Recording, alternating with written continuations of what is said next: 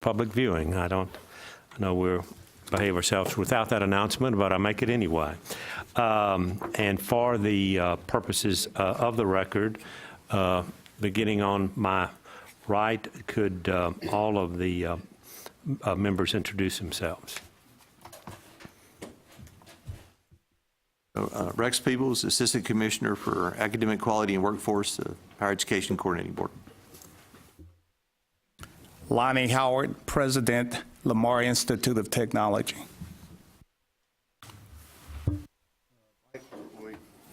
There we go. Mike Reeser, Chancellor, TSTC. Armin Cantini, Regent, Galveston College. Ron Walker, Trustee, Victoria College. I'm Anita Shackelford, Trustee for the Southwest Texas Junior College in Uvalde. Mark Williams, Trustee, Austin Community College. Rex Weaver, Trustee, Central Texas College. K. Paul Holt, Trustee, McLennan College. David Gardner, Deputy Commissioner for Academic Planning and Policy. And I will announce that there is a quorum for this meeting. Next, just as a reminder, the bill filing in this next legislation starts in about 6 months. We've got several topics here, but I think we're going to probably go in depth into the community college formula funding. I think everyone has had the opportunity to review the minutes that were sent out earlier. There's been a motion, a second, to approve the minutes. All those in favor say aye. Aye. Any opposed? So passed. Kind of as a reiteration of the last meeting, it's important for the council to discuss and provide feedback concerning topics of interest and legislative priorities. John White is out of the office, and I think, Rex, are you going to provide a summary on that? Yes. Well, I'll try. So, since I'm not John White, I'll do the best I can, and I may call on other my colleagues at the coordinating board to help fill in some of the gaps for me as well. So the first thing that John would have talked about would have been the joint interim committees. And so you may recall that the legislature in its between legislative sessions often has interim hearings on different topics that they've identified or that the governor or lieutenant governor have identified to look at. And the idea is to gather some information so that they can be prepared to introduce legislation if needed when the session actually starts. So there have been a number of these, and one has been the Joint Interim Committee on Higher Education Formula Funding, and that committee met a while back, and actually the hearings were held in February 21st and then February 27th for special items. But they looked at funding for higher education, and the recommendations were due from that particular interim charge on April the 15th. And then the idea would be that whatever that committee's recommendations are, that the legislature may use those as a basis for their deliberations and their then legislation about formula funding. The House Higher Education Committee has also had several interim charges, and one was to evaluate the impacts of Hurricane Harvey on students and institutions. And is that one, I don't think that one is met. Has it actually met? Okay, I didn't think so. Yeah, not to my knowledge of that anyway. Another was to review. Actually, they may have, I think I may have seen something about them meeting recently, but we weren't involved in the meeting, so I don't know if that was an actual hearing or something outside the hearing, but I know there's been some discussion at the Capitol, whether in a hearing or outside it, that's been a little bit more public, but Yeah. again, we weren't asked to participate in that. There's also an interim charge to look at current law and rules on sexual misconduct on campus, and I don't believe that interim committee has met either at this point. There's a charge to look at all aspects of dual credit courses, and so that one is also coming, I believe, as well. There was a interim hearing to identify obstacles to innovation at institutions, and that occurred last week. And that really revolves around, is there anything in statute or in rule? A lot of this has to do with stuff from the federal level and/or from accrediting bodies that may interfere with innovation. There was some legislation introduced in the last session that ultimately did not pass that would have looked at exempting institutions from certain statutes and rules. And of course, our position has always been that if there is something out there that, if there is a rule or a statute that is interfering with innovation at the college, then we need to know about what that is, and we oftentimes can work around the rule. We change the rules if we need to encourage innovation, and if it's a legitimate request for that and will lead to student success, then we will look at it. A good example of that is Odessa College. When they went to 8-week sessions, it posed a problem for them in terms of reporting for formula funding. And Julie's division helped work out a solution to that. And so we worked within the existing parameters. And if there's statutory change and things that needed to be done, then we'd be happy to entertain that as well and push that forward if it makes sense to do so. At that same day, there was also an interim hearing held about teacher preparation programs where they were discussed, and that involved mostly Texas Education Agency and the State Board for Educator Certification, but we were also involved in that because the educator preparation programs, the ones that are offered at universities also and colleges, also fall under our purview as well. And then there's interim hearing will be one on monitoring the implementation of 60 by 30.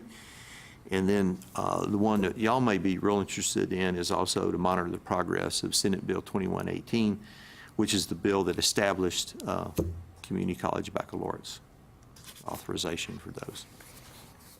All right. And then the Senate Higher Education also has some interim charges as well.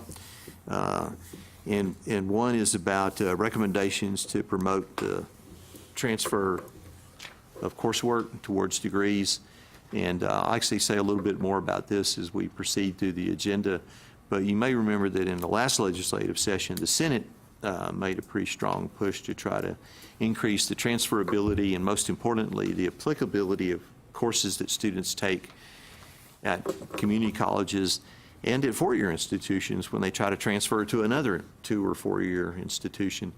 And so they're going to look at that again, and we have some legislative recommendations about looking at core curriculum, and internally we've also worked on some other issues that we'll talk about as we go along as well. And that hearing has yet to take place as well. And considering the role of the state in overseeing higher education locations, this is a result of legislation that was introduced in the last session that would have given the coordinating board the authority to review and approve new locations that were going to be involved in either instruction or research. And that legislation ultimately did not pass, but we think it's still an issue. I think there are members of the Senate who think it's an issue, and so they want to take a look at that again to see what we may need to do about it. And just to clarify, this is the purchase or the leasing, so it's not program approval, it's not building approval. You never had to worry about facilities approval from the coordinating board. The universities did, but this is, we know that if an institution goes into an area, purchases land, builds a building, there's really no backing up from that. And so we need to make sure that all the offerings from every school that might be in the area are taken into account. Will it really add to what's there, or will it just sort of subtract from it? Competition is good, but much of this is competition with public dollars. And so we'd like the dollars to go as far as possible. So that's mainly focuses on really universities and health science centers. Okay, and then they also have an interim charge about looking at reviewing the progress in achieving 60 by 30 Texas goals. Interim charges on examining the different models of student-focused funding, including competency-based and performance funding. So they also are going to look a little bit at how colleges are funded in general, and then examine the state and federal regulations for increased flexibility. And then it really kind of goes somewhat hand in hand with this whole idea of how do you encourage innovation. Is there anything in statute or rules that is preventing good innovation from actually occurring? Let me just add, just sort of editorially, I think there's been a lot of positive remarks about the community colleges and TSTC's efforts in terms of funding. The outcomes-based and value-added has been getting lots of good response, and in terms of also measurable changes in terms of success for students. So I just think it's important for you to realize that's not only working for the students, but I think it's shining a light on your good work and how you've helped move that along.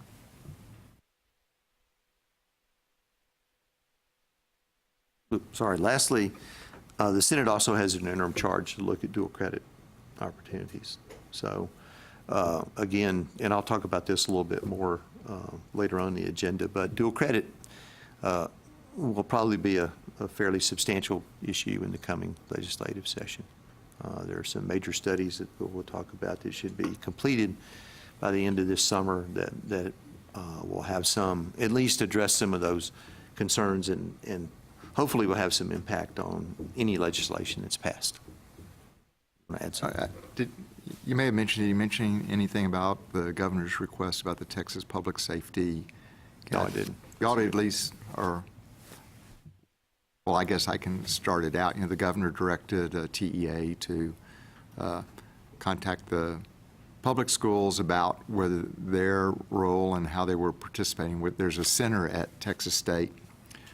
He directed us to do the same thing. As it happens that this law really includes public schools and community colleges, does not include universities. But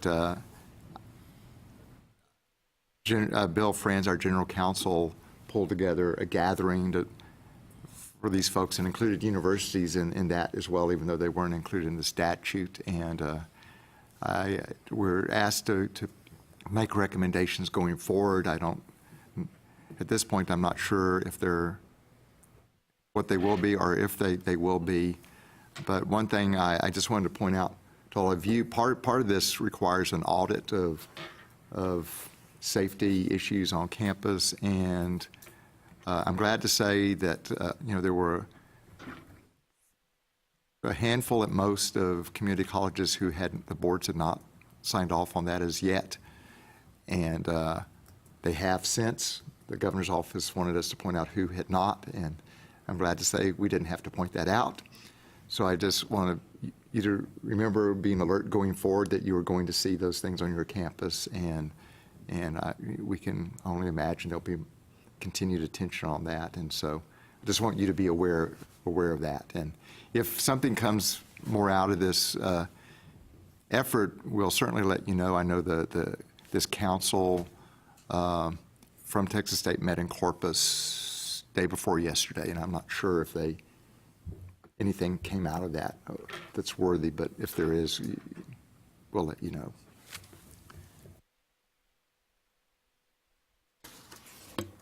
Okay, and then I believe John was going to talk a little bit about legislative priorities.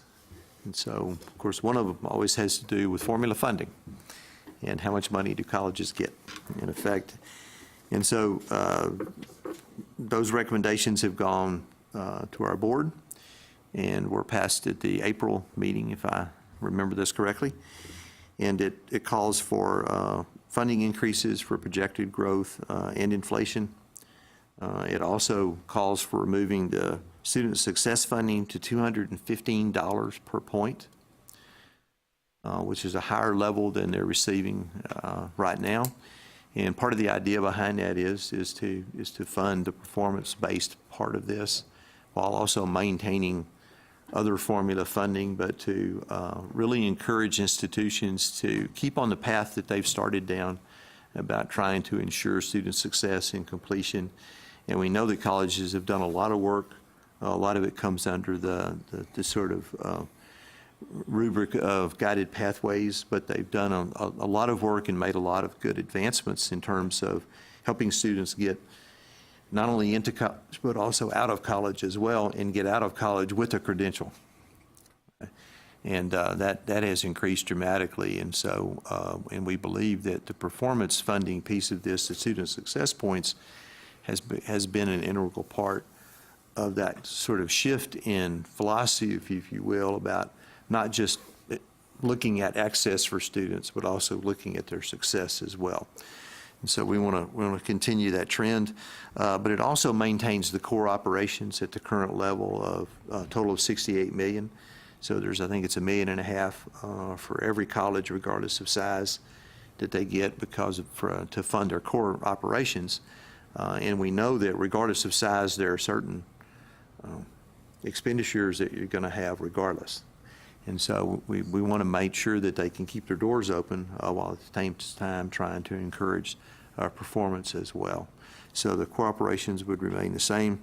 And then for the technical colleges, we to fund 35% of the returned value formula, but also fund increases for projected growth and inflation as well, and fund dual credit hours on a contact hour basis. Because for the technical college system, under the current system, I mean, we do have a technical college system that offers the core curriculum. And for those general education courses, it's often difficult to embed them in a degree and then use the value added. So they could be funded on the same way that all other community colleges are funded for those particular courses. And we think that makes a lot of sense. So. We're also proposing a Texas Works internship program, which would modify our current work study program to institute Texas Works. And what Texas Works would do is actually create a centralized place for colleges and business and industry to identify internships. And part of what we have received from a lot of business and industry is that they would really appreciate a more centralized place to go to look for students rather than having to go to each of the separate colleges to do that. So Texas Works would establish that sort of centralized clearinghouse, if you will. And, we believe in the long run it would certainly contribute to the 60 by 30 goals of marketable skills, because internships, if they're done properly, can really enhance the students on campus, didactic portion of their program by giving them some real hands-on opportunity and really coming out of that. And we know that a lot of companies like interns because they've gotten a lot of practical training and experience out of it. And so it would be good for that. And since these would emphasize paid internships, then we also think that could have some impact on student debt issues as well. Because the student debt problem is not just a function of how do you pay for their tuition and fees and their books, but also how do you pay for their housing and their food and their transportation issues that as unfortunate as it may be, they still need a place to live and something to eat while they're going to college. And so those concerns need to be taken care of as well. So we think it will help with that. We also have a legislative recommendation regarding student transfer. And I've talked about this before in this forum about really taking a hard look at the core curriculum as a transfer device but also making sure that as much as possible, the courses that students take in the core curriculum will not only transfer, but they can also be applied to their chosen degree. And the current way we do this is it's still pretty wide open. And so students can become core complete, and it may very well be, it is at least theoretically possible that all 42 of those hours may not apply to their degree then. Typically, though, about- To their major. To their major. They will What count yeah, towards that's what the I said. degree. Well, you said to the degree. I just want to make the point that they Oh, yeah. will count towards the degree, but part of what Rex is talking about is the efficiency of where you can have courses in the major and the core, they will get. Well, they get core, and you have to be core complete to get the degree, but you also have to complete the degree requirements. That's right, and And to the extent that a lot of those core courses don't meet the degree requirements, they then have to still make those up somehow. So, yeah, I mean, we're talking about the same thing. Yeah, and so, and I'm sorry, when I said degree, I meant the degree that they're actually trying to get, whether it be accounting or whatever it might be, so the major. And so we want to look at that and also look at, statute says that core courses should be consistent with the Common Course numbering system. And we've historically defined consistency in one way for the community colleges or two-year schools and in another way for four-year institutions. And also try to arrive at some consensus about what consistency really means. And we think that will also help with the transfer function as well. And you know, by doing that, that'll also greatly facilitate a student getting to the degree completion and more timely completion. And in that case, then will also help reduce student debt. Because in the end, this is really all about excess hours that students wind up with. They have a bachelor's degree or an associate's degree at 120 or 60 hours, but we know that right now the average number of hours to a 60-hour associate degree is 86 or 87 or so. And so how do you get that number down?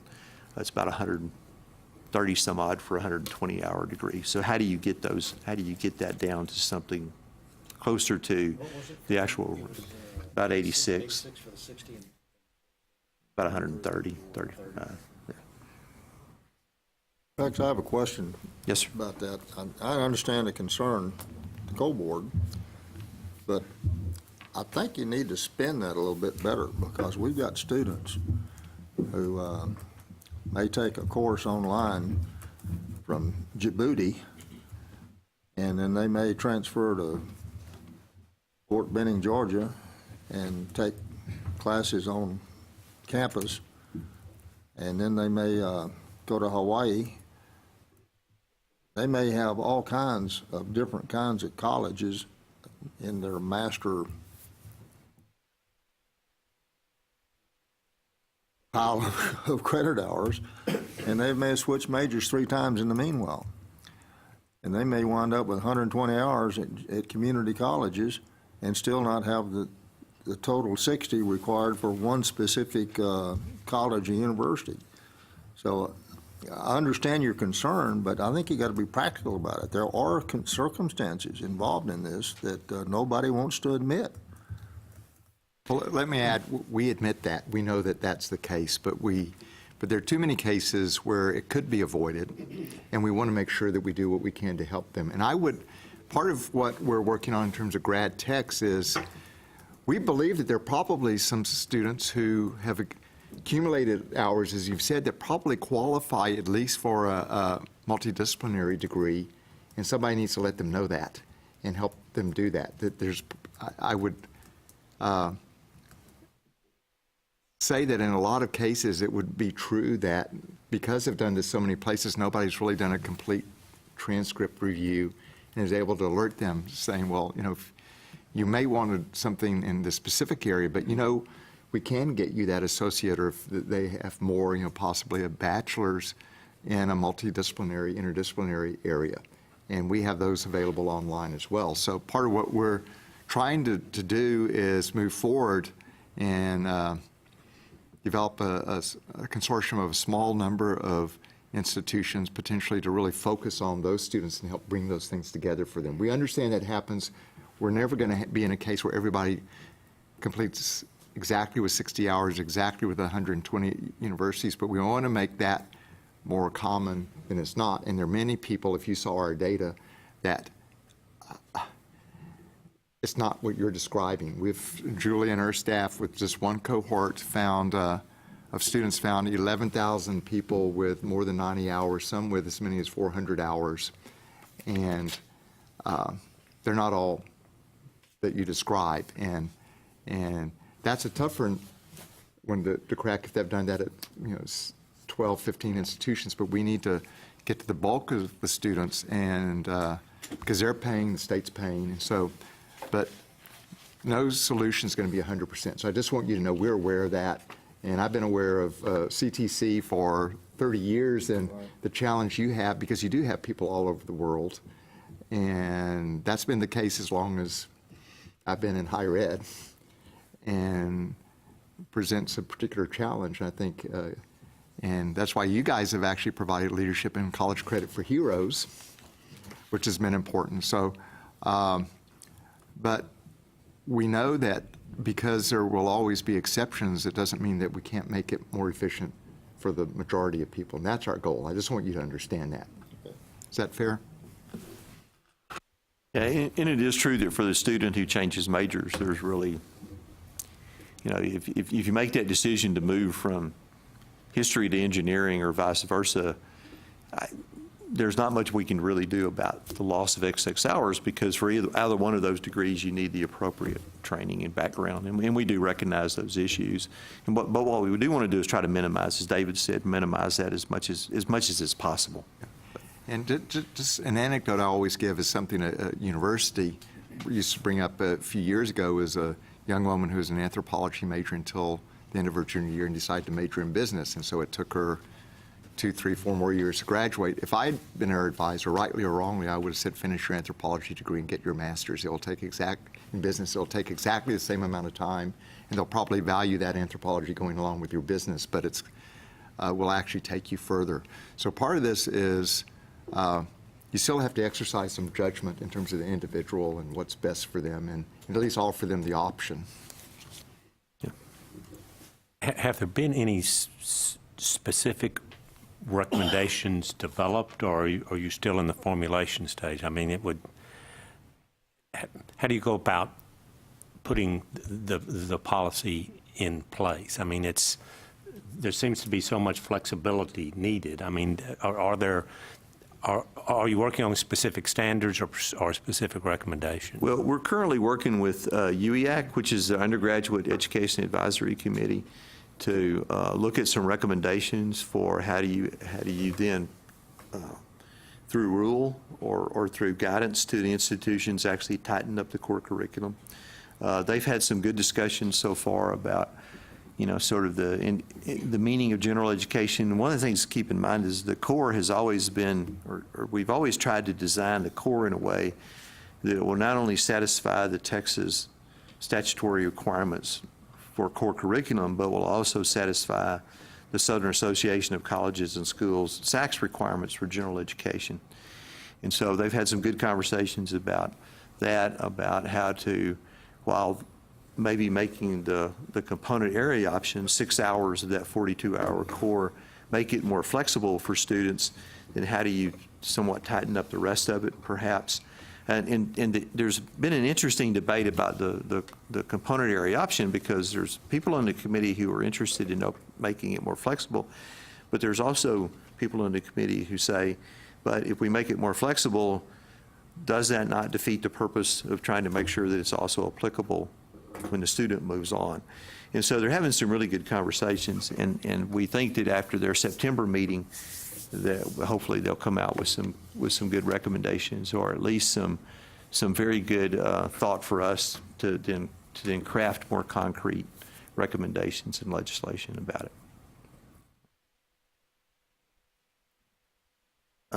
We also have a legislative recommendation about demonstrating college readiness for dual credit. And the way the law is currently written, a student is TSI liable under most circumstances, but not all.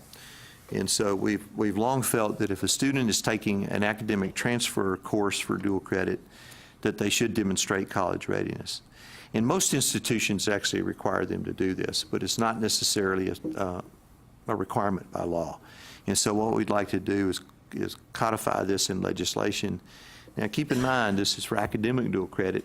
There has long been an exemption in statute for students in level 1 certificates in career and technical education that they are not TSI liable, and we don't propose changing that exemption at all. So that exemption would still be there.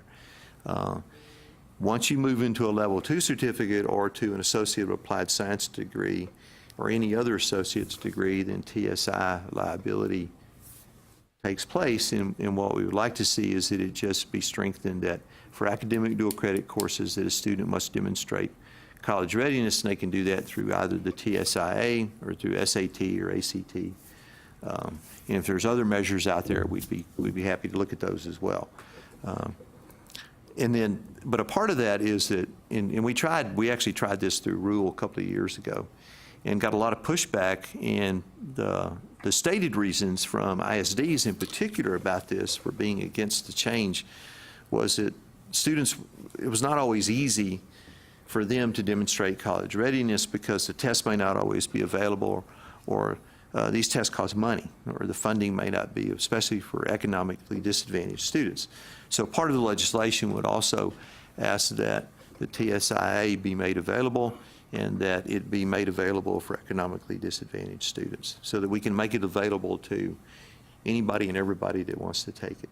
Because there is an equity issue involved in this that we want to make sure that we've taken care of at the same time. Because there's what we know is that there are a lot of students out there who are quite capable of this. They just need a way to be able to demonstrate that. And sometimes just not being able to pay the test fee can be a barrier to that. So we want to make sure that if there are barriers out there, that we've at least reduced them, if not eliminated them. Rex, so Yes. following up on that, in our Austin Chamber Ed Council, we've had discussions about that, and it's almost, do you pay for it once? Do you pay for it more than once? Which grade? Because if you only pay for it once, but they're not ready as a sophomore, but then they are ready as a junior, but they've already gotten it paid for, it's like, how do you evaluate that preparedness? Is the legislative rec anticipating a one-time pay for economically disadvantaged students, multiple, once per year? How are you approaching that? You help me out here. That's a really good question. I think at this point we'd be happy if they got it once, even, because that's a big ask. And I have to say, related to that, I do know of one school district I was told where they actually were paying for it, but the students were taking it over and over again within a short period of time, but never given any assistance. So there's, I think, one thing we have to be aware of, and this change at the community colleges, is that it's okay to help people prepare for that exam. And some people had the notion that you shouldn't. So I think, we have to think, I'm glad you raised that question, because I don't believe we've addressed how many times, because right now, they're not able the one time. That's right. So I think we have to at least get to that point, and it's really, I believe it's a last dollar request. So there, for some of this can be done not just through the TSIA, but through the ACT or the SAT. And so some of these companies actually provide support to economically disadvantaged students. So we don't want to replace where the corporate world is paying for it, but if more money is needed, we want to add it on top. So in some TSIA, nobody pays for it except the student or if the school district's doing it. So that's important. We need to talk about that, or at least have some thoughts ready and mention, at least on our recommendation, that we need to understand that there's some students who may need to take it more than once. And let me follow up with just, you think about an ACT, SAT, and how many times, if y'all have kids, they took it. Parents might take it more than once, if particularly non-economically disadvantaged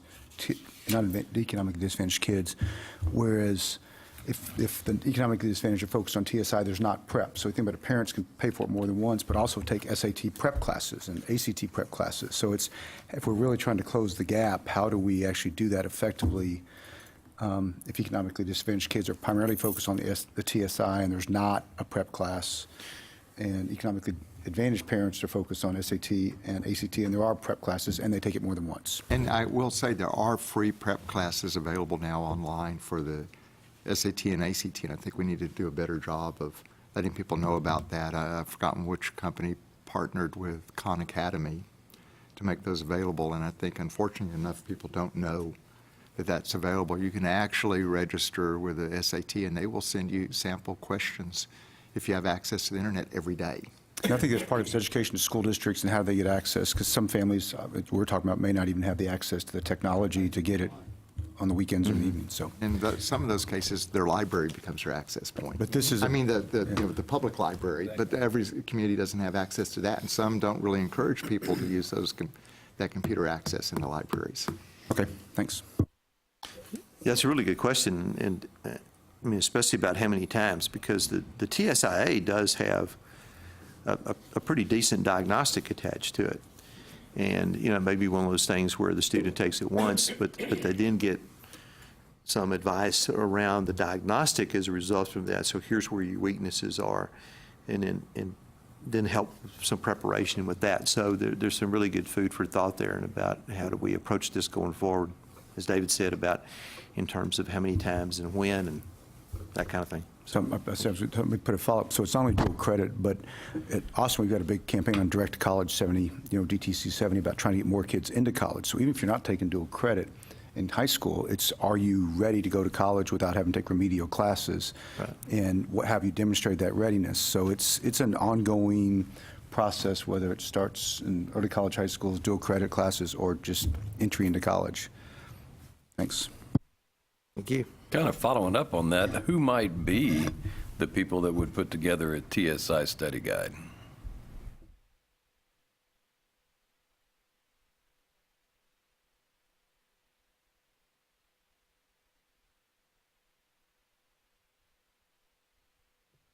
Jarrell Booker, Assistant Commissioner of College Readiness Success. There are study guides already for TSI. Yeah, they are. We also require professional development before you even take the TSI. We have an educational technology company that provides it online at the institution. They're required to go through this before they even take the TSI, which tells them a lot of times they don't realize how important the exam is. So it even explains that, look, this matters to your next steps. These are the things you're going to be tested on. These are the type of questions you're going to have. So there is that ability already for TSI in the works. And like Rex said, one of the benefits different from ACT and SAT is the diagnostic. If you do take it once, we would tell you this is where you are weak, this is where you're strong, which at least allows you the opportunity to turn around and practice and take it again as opposed to waiting until the next administration for SAT or ACT. I guess the challenge is still the school districts and counselors or whoever at the campus understanding those study guides exist, helping the students get access to them, helping evaluate the diagnostics that come out, and then preparing them for the next semester. So it's, even if those tools are available, doesn't mean that someone's actually utilizing them or utilizing them effectively. And that's part of what should be later on today. I'll bring that up. So I appreciate it. I appreciate it. Is this going to be addressed at least briefly at the conference you're having this Yes, month? the P16 conference on June 26th here in Austin. Which brings, right now there are over 250 registered from ISDs, community colleges, universities, nonprofit organizations. That's right. About this moving from from high schools to college. All right, and then just very quickly, a couple of other legislative recommendations. One is for Texas grant to limit the total number of hours for eligibility to 135 hours. It's currently set at 150, and so we hope to encourage more timely completion of degrees. We also want to expand the TEOG grants eligibility for students who are enrolled in community college baccalaureates. Right now, they're kind of in a lost zone there, if you will, where they're not eligible for some things as a result of their somewhat unique status. But we expect that population to grow, and so they need to have the same kind of access to grants and funding that other students get. So, and that also, by the way, is legislation we asked for in the previous session. So we're bringing that back as well. And then lastly, and this also includes, as a dual credit recommendation, to also make sure that dual credit students are included in requirements for degree plans. And currently, the way legislation is written, a dual credit student could theoretically get 60 hours of dual credit in high school and never be advised once about that. And we want to bring the requirements to be advised at 30 hours at least, also to make that applicable to dual credit students as well, so that we can make sure that they're getting adequate advising as well as all other college students. Because part of what happens is if you're in early college, high school, you're getting this. But if you're not, you're just in other dual credit, then you may not be. So we also want to expand it to that. Mr. Chairman, may I make a comment? I'd like to add on, if I could, Rex, to the comments you made about dual credit and the funding for TSTC, so that listeners have the whole story. The first is that the legislature directed TSTC and the co-board to look at that matter because they knew that TSTC wasn't getting funded for dual credit, particularly in technical courses. It is our intention to migrate our dual credit to exclusively technical courses. And it's true that we do have a sizable amount of dual credit authorized by the co-board down in the valley. That is Gen Ed, but we are actively seeking a community college partner to migrate that volume to, so that we can take the capacity that we're spending in Gen Ed, which is not our primary mission, and spend it instead on technical, which is our primary mission. And so as the Formula Advisory Committee examined this, I was very clear with everyone that our long-range plan is to move away from Gen Ed dual credit to do technical dual credit and try to do it exclusively. And so the committee considered that as they looked at it, and it was really funding for technical dual credit that this whole recommendation is for. And I just wanted to make sure that casual listeners who may be listening to us over the internet understand that the intent of this is not to make it easier for TSTC to do Gen Ed dual credit. That's not our strategic intent. Yeah.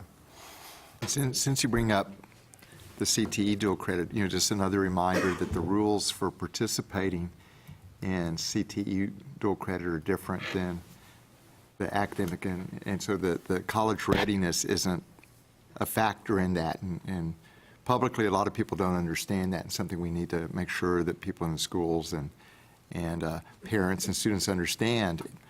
And they're very important, but also they need to understand they won't typically transfer to a university, but they can lead them to very powerful certificates, and just make clear to them that, and they may have a mix, but what each is possible and doesn't. We think those are going to expand as we go forward. Well, thank you, Rex, David, and Jarrell. Next, we'll have an update from the Texas Association of Community College and the Community College Association of Texas Trustees.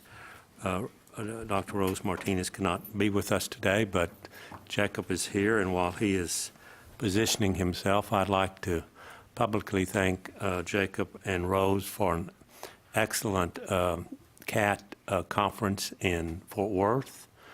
Some coordinating board also made presentations there, and I would be remiss if I didn't also give credit to the Melinda and Bill Gates Foundation for help funding it and making it a real success. And it was attended well both by trustees and by presidents and administrators. So take our thanks back to Rose, and thank you. I do. So, Chairman Walker, thank you, and members of the council, good morning. I would start by echoing the chairman's sentiments. Dr. Cosman presented at the conference 2 weeks ago. She did a fabulous job. We appreciate her coming all the way to Fort Worth and sharing with us good data, good information that was relevant to our discussions. So thank you for us. I'm going to focus on sort of three major areas and maybe end on a high note. We have been working, so when the Formula Advisory Committee made some recommendations in January, one of the recommendations was to work with TAC and co-convene the metrics committee or the metrics task force that we had convened in 2013 to do a wholesale assessment of all of the metrics that are germane to the community college performance-based system. We have 11 metrics that we measure on an annual basis and, of course, report to the coordinating board and report to the LBB, and as part of our performance-based funding. That task force has been meeting since January, and I'm very grateful to the coordinating board, particularly Dr. Eklund, who has been a very strong partner with us, not just in the data and the analysis that comes with it, but also in the contributions of the conversations. We are near the end of our process. We have a draft report that is still in draft form, but it should be completed hopefully by the end of this month, June.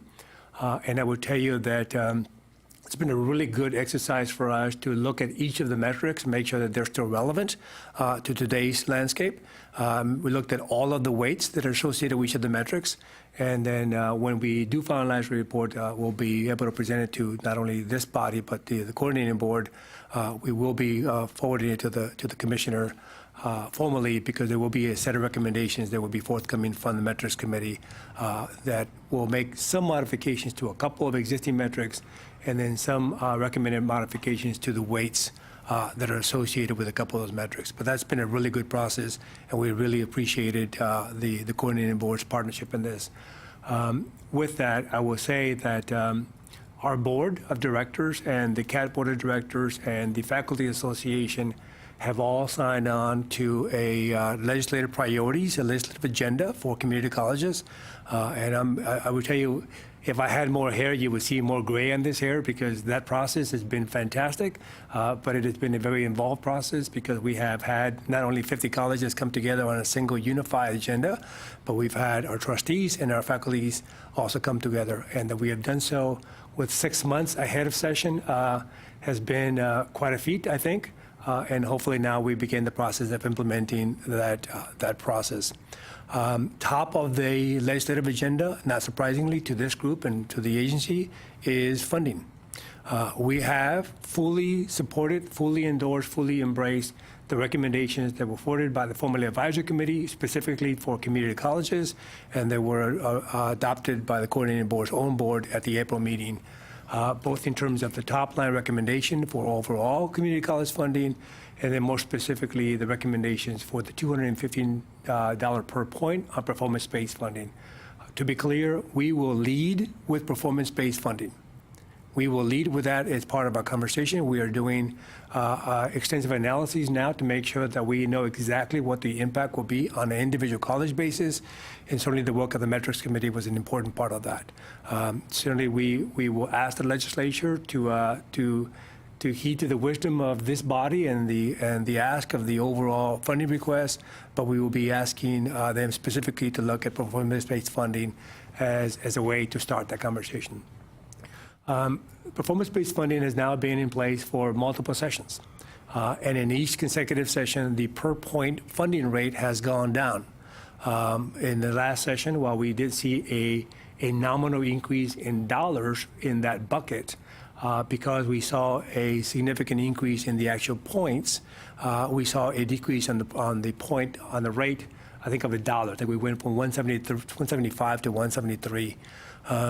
We're at a point now where if the legislature, the leadership, does not significantly increase the point rate, then frankly, it makes performance-based funding, as is currently designed for community colleges, close to obsolete. I'm not prepared to say that it is obsolete, because I believe in performance-based funding. Our colleges believe in performance-based funding. Our board of trustees have been very supportive of that. And frankly, our colleagues at community college faculty have also embraced a forward-look approach to performance-based funding. But if we do not fund that rate that allows the colleges to compete against themselves, as they gain increases in points, they will also gain increases in funding, then it almost makes that conversation, again, a sort of a moot point. So we look forward to working with this body and with the agency on that front. Not surprisingly, dual credit is now also our top policy priority for the next session. not today, but perhaps after the respective reports that come out of the AIR study and the respective report that will come out of the University of Texas System Office study and the report that is very forthcoming, as in next week, from the statewide dual credit task force. After those three reports are released, perhaps we can have a much more engaging conversation on dual credit, because we do have a set of recommendations that will be put forward at the appropriate time. Commissioner, we'll share it with you and this body so that we can dive into the details. You will see some of the recommendations are aligned with what I think I heard you talk about, Dr. Peoples, earlier, with regards to an early advisement process, with regards to having the advisement process and the declaration of either a major or a field of study much earlier in the process. I think there's good wisdom to that. But there will be some recommendations, frankly, where we won't start in the same place, but hopefully we will end with common ground. And then lastly, the third pillar, our recommendations, has to do with workforce development.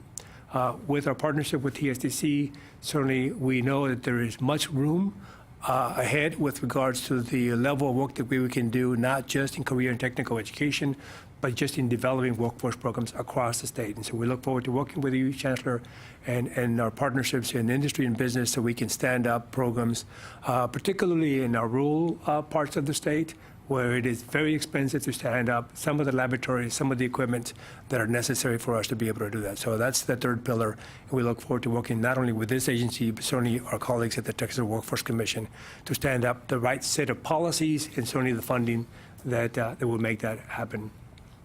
I think lastly, I will say that the dual credit task force, the TAC, co-convened with the University of Texas System Office, and that was represented by this agency and many of our university colleagues and several of our superintendents from K-12, has completed its work. The report will be released, I think, early next week, perhaps even Monday. You will find in that report, I think, some very constructive conversations that were had by all of the stakeholders. We took to earnest the cautious concerns that were voiced by particularly this agency, but frankly some of our university colleagues as well, with regards to sustaining quality of program, even as we realize the expansion or growth of dual credit. I believe that we can have both continued growth in dual credit and sustained quality of program if we are mindful and methodical on both grounds. These are not mutually exclusive. We just have to make sure that we look at both at the same time. You will see those sentiments. You will see that conversation.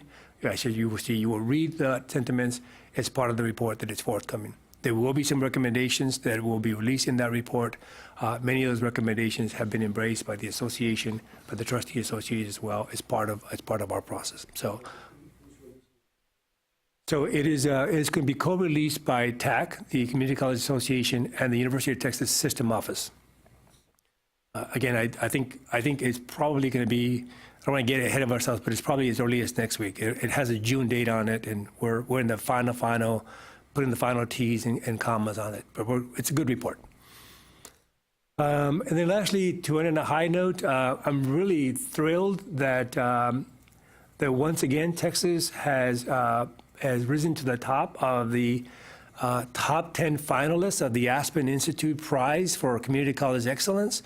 Of the more than 1,000 community colleges across the union, Texas has 3 Texas community colleges are in the top 10 finalists. The competition has begun. It was announced on May 15th. The competition will culminate in March or April or May of 2019.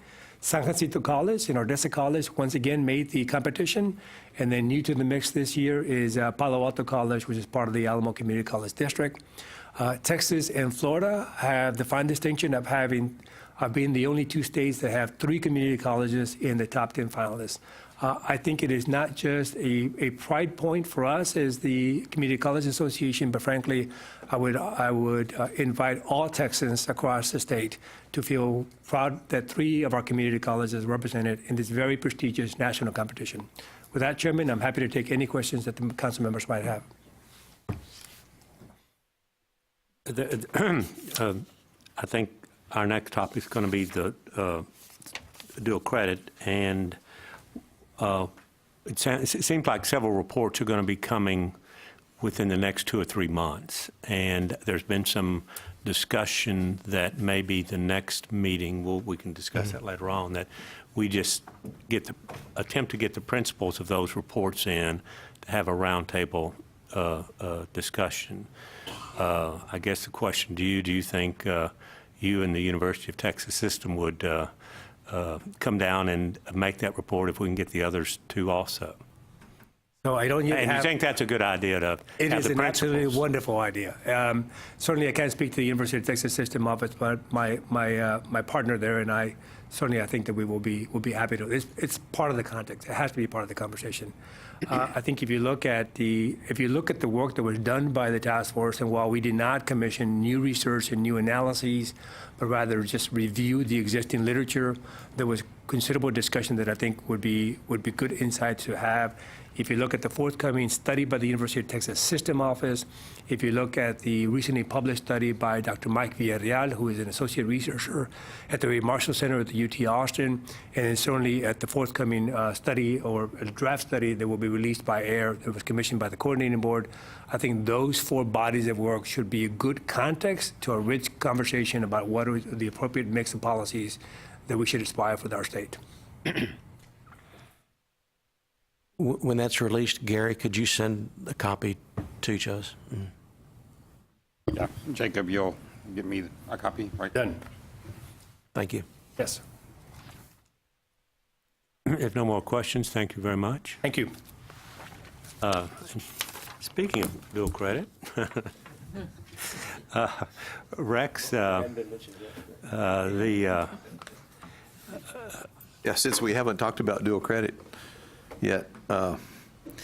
Now, actually, I don't really have anything to add to this, except that I think it is important, what Jacob just talked about, the 4 studies that are coming out, and that once those 4 studies are made available, then I think we can all really take a long, hard look at those. And I know that this council had recommended or had asked about having a meeting devoted to sort of the results of those 4. And now whether that can happen at the September meeting or not depends largely on whether we have the 4 studies or not by that time. And I think by September that they probably, at least 3 of those 4 should all be out there. I'm not, well, no, one of them's already out there. So the other 3 should probably be out by that time. So we can certainly look at that, and if it's feasible to do that, we can have a discussion about those at that time would be good. And I know that Jarrell's also going to talk about dual credit a bit when he talks about his portion of this. So I don't think there's anything at this point that I can add about dual credit. So. One of the at the last meeting there was a request, I guess consensus, about a presentation on community college formula funding. I think Julie Eklund is going to make a presentation on that. Hey, Ron, can I ask a quick question of Rex? Hey, Rex, Yes, I'm sorry. so I'm presuming that means this presentation, I think, was what you were going to go through, but you're not now? Is that what? That's okay. You don't have. I'm not saying you have to. Is this coming up later? Or is this? Yes, it's coming up later. Okay. Yeah. Not the one about the dual credits and the college readiness and all that stuff? Got it. Thanks.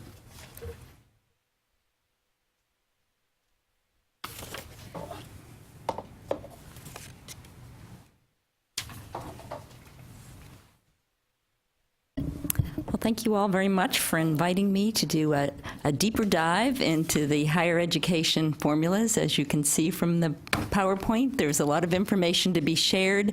I want to pace this in a way that's appropriate for all of you, so please let me know.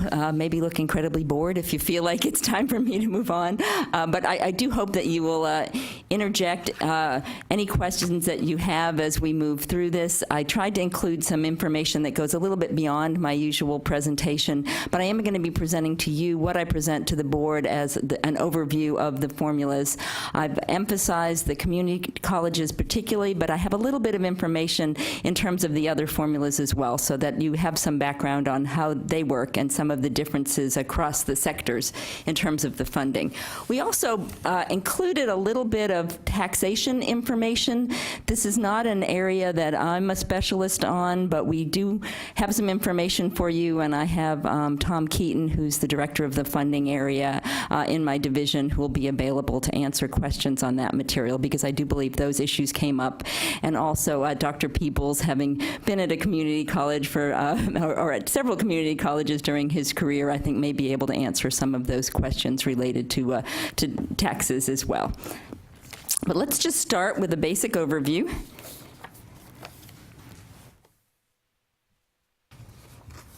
So the coordinating board is required by law to get input from the higher education institutions as it develops recommendations for formula funding for the legislature and the governor. So we have a process that we repeat every 2 years pretty consistently.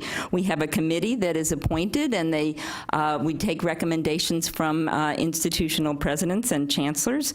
We select a committee. The committee members generally serve for 6 years, and we try to have some overlap so that we have folks on the committee who have been there in the past and new representatives coming in, so that, because it is fairly complicated information, and I think it's helpful to have folks who have served on the committee in the past and have learned the processes and gained a little better understanding of how it all works. So that works very well, and the committee itself will appoint a chair when they meet when they first meet in August. Generally, the committees meet for approximately 4 months. They'll start in August. They often are finished by November, but it could go as late as December.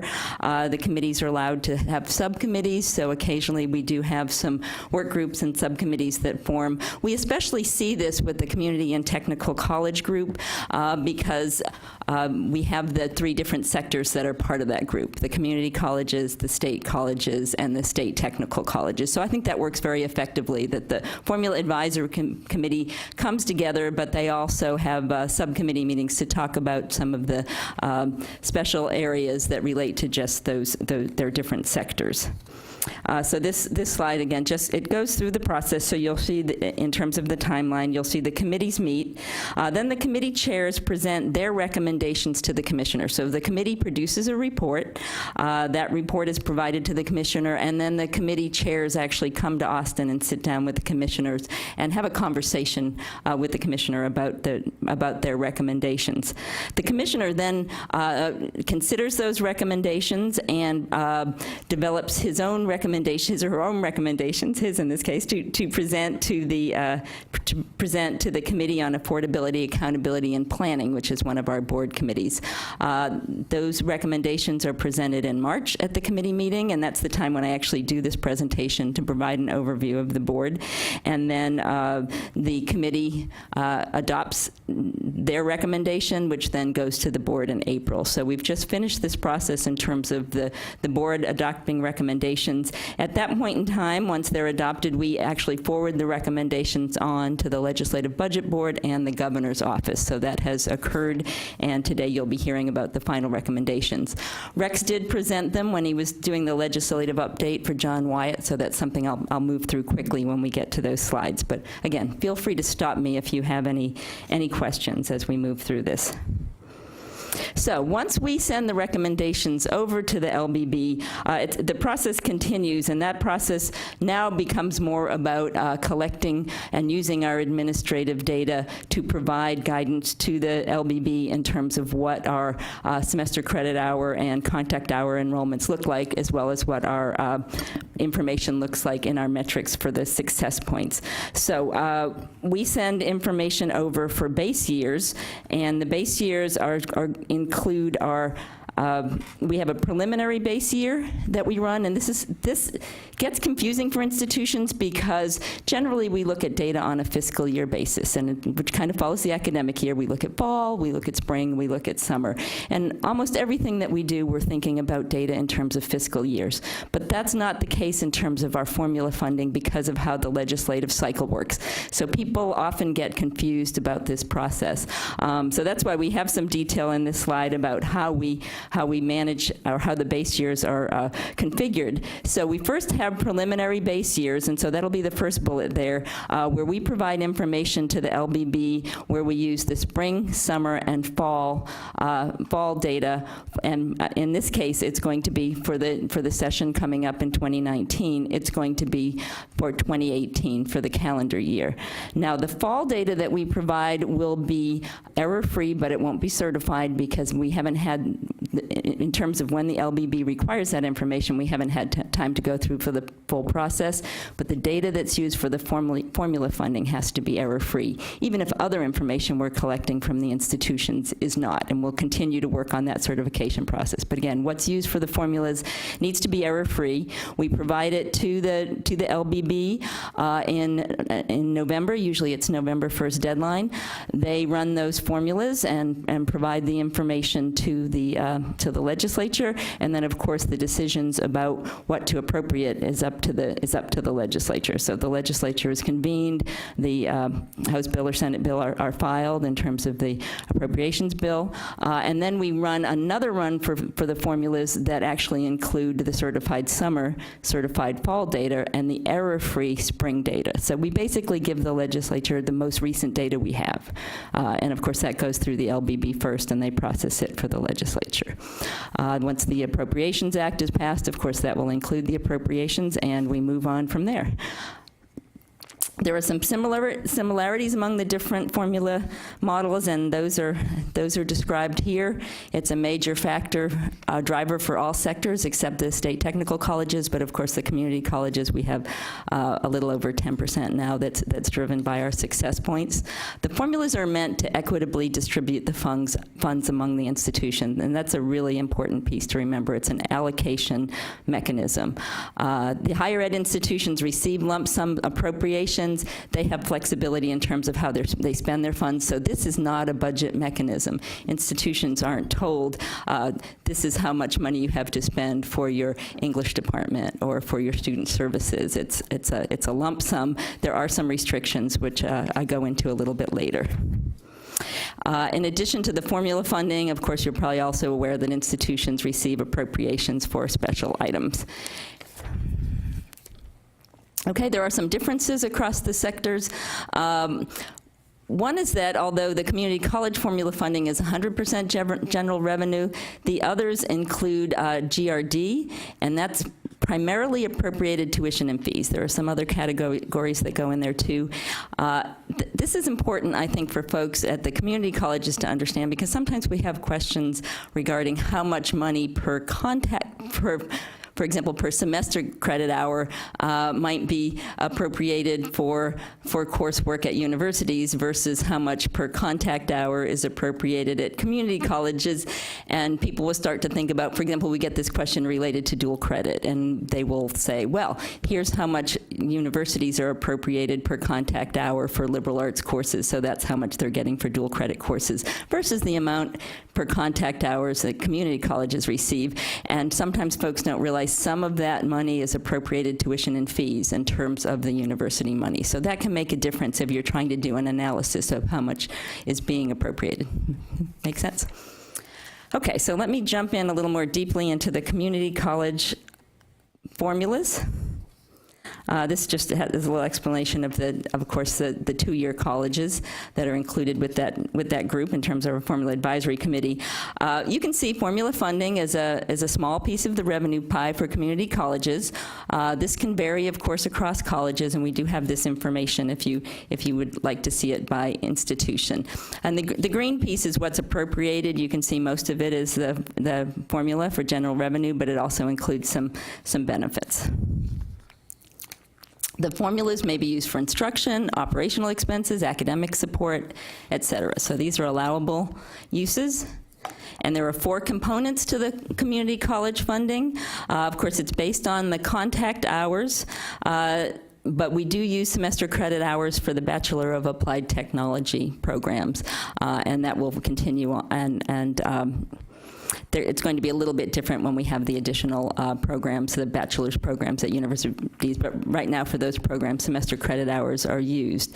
There's core funding that every community college receives. We used to have a small institution supplement for community colleges, but now there's core funding, and it basically is in recognition that even if you're a small school, you can have some infrastructure costs and other overhead costs that are going to be the same whether you're small or large. And so although the core funding may be a large amount to a small college, it's probably going to be a very small amount to a large college, but it's those smaller colleges, it's going to make a difference for those institutions to have those additional funds. And of course, we have the student success points. And this slide goes into some detail, and I know there have been a lot of questions about how the success points work. So I'm going to walk you through these metrics, and then maybe we'll pause for a moment to see if there's any questions. You'll see there are 11 metrics here, so sometimes you'll hear us talk about 11, but we group them into 5 categories, which I think is appropriate and an easier way to think about them. So we have the metrics that are tied to developmental education. And institutions receive funds, and so they will receive points when a student completes developmental math, developmental reading, and developmental writing. And as you know, in most cases now, we have integrated reading and writing. So there'll be 1 point awarded as when a student successfully completes all developmental education that's required for math. So it's not that they just complete a developmental education course, and this probably should say more than just course. It's when they complete their required developmental education and they're considered for college-ready work. In terms of, then the point is awarded. So whether a student needs just one non-course-based option that's 8 hours, or whether the student needs 3 courses to get them ready because they came in at an ABE level, the point is awarded when they complete their required developmental education. In terms of the gateway courses, points are available for students who needed developmental education and for students who came in college ready. And there's 1 point awarded for students who successfully complete that first gateway math course, and half a point for the reading related and writing related courses. In terms of the college credit attainment, these points are awarded for successful completion of 15 and 30 college credits. And all these points, this is work done at the community college that is earning the credits. So if a student completed 9 hours at one community college and transferred to another and did 6, the college receiving that student would not get points. The student has to successfully complete the full 15 credits at the institution where we're assessing the points to get the credit, and then get to 30 points to get those credits. One thing that's important to remember is dual credit students are included in terms of the gateway courses, in terms of these 15 and 30 hours, and they're also included in terms of the credentials awarded. As you can see, 2 points are awarded for a student who completes a degree or a certificate, and it also includes completion of core, and there's a little extra bump. There's 2.25 points for students who complete in STEM areas.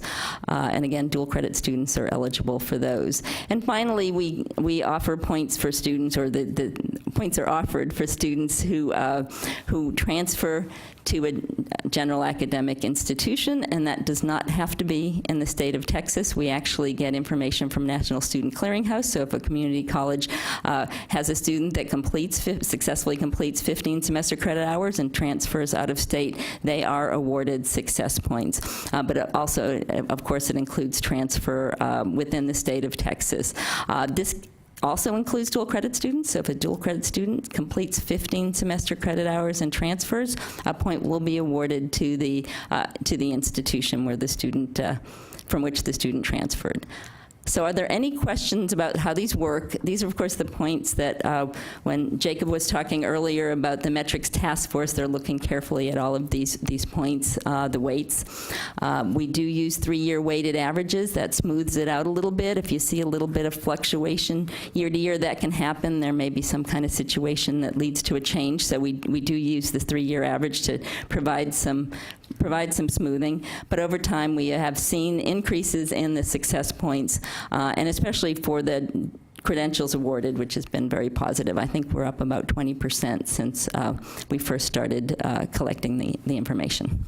Julie, I have one question. Sure. Do the in the assignment of the points, do our institutions send you information on students, or does all this information come from the clearinghouse? How No. does that work? Almost all of the information, with the exception of the students who go out of state for transfer where we use the clearinghouse data, all of this is the information that is reported to us in our regular administrative data collection. So our coordinating board, our CBM data collection is used. That goes through a long certification process, so the institutions submit the data according to our manual requirements. We have edit checks that are built in. They need to, we notify them of any errors. They need to clean that up. We also look at differences from prior years to make sure there's not misinformation. You know, if an institution's numbers are 50% different than they were for a previous year for a certain element, we'll get back to them and say something doesn't look right here and ask for justification. So we have a long-standing process that we've used, and these data are the data that are used for determining the success points.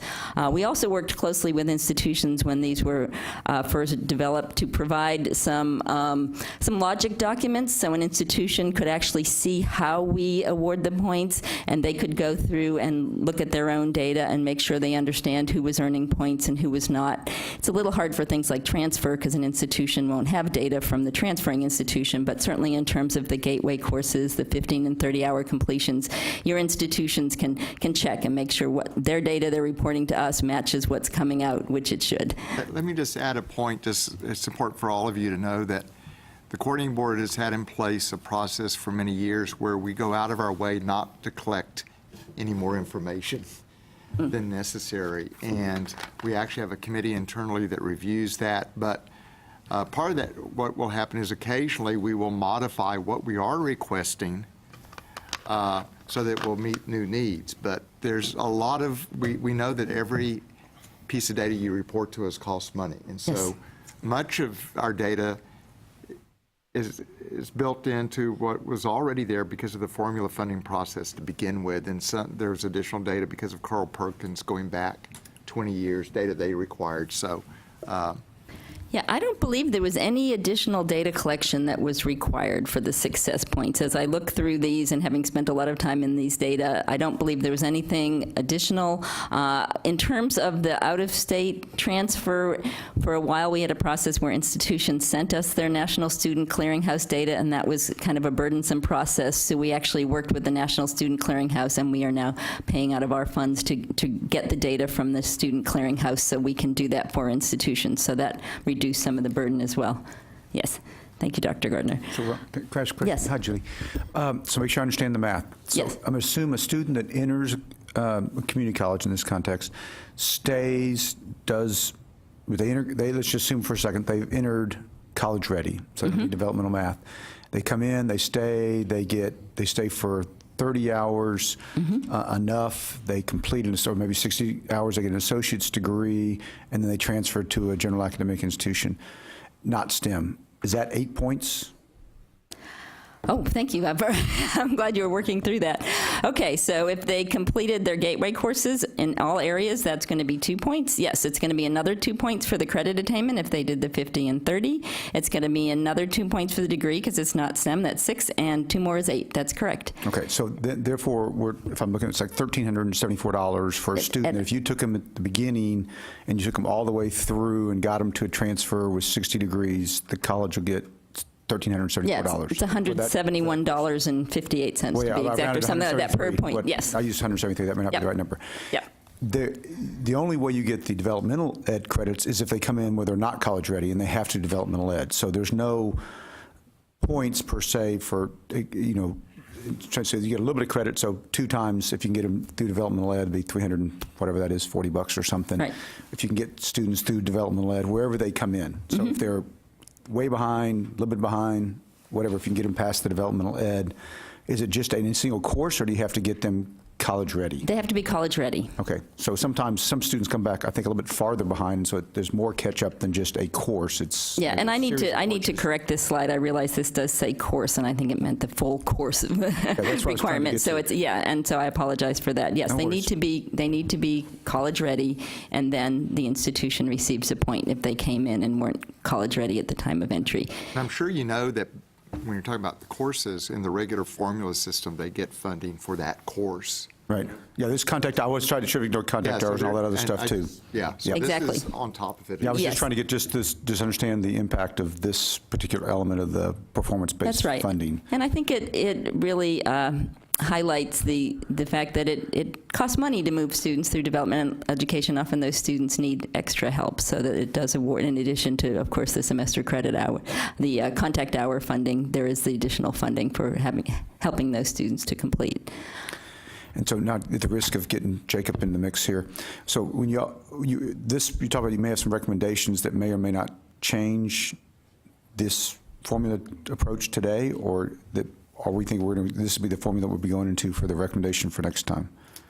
Do you know? Did I maybe misunderstood you? Did you have some recommendations, Jacob, that were coming forward that'll change? Maybe I should ask you, because it'll come through because we've endorsed the Higher Ed Coordinating Board's recommendations.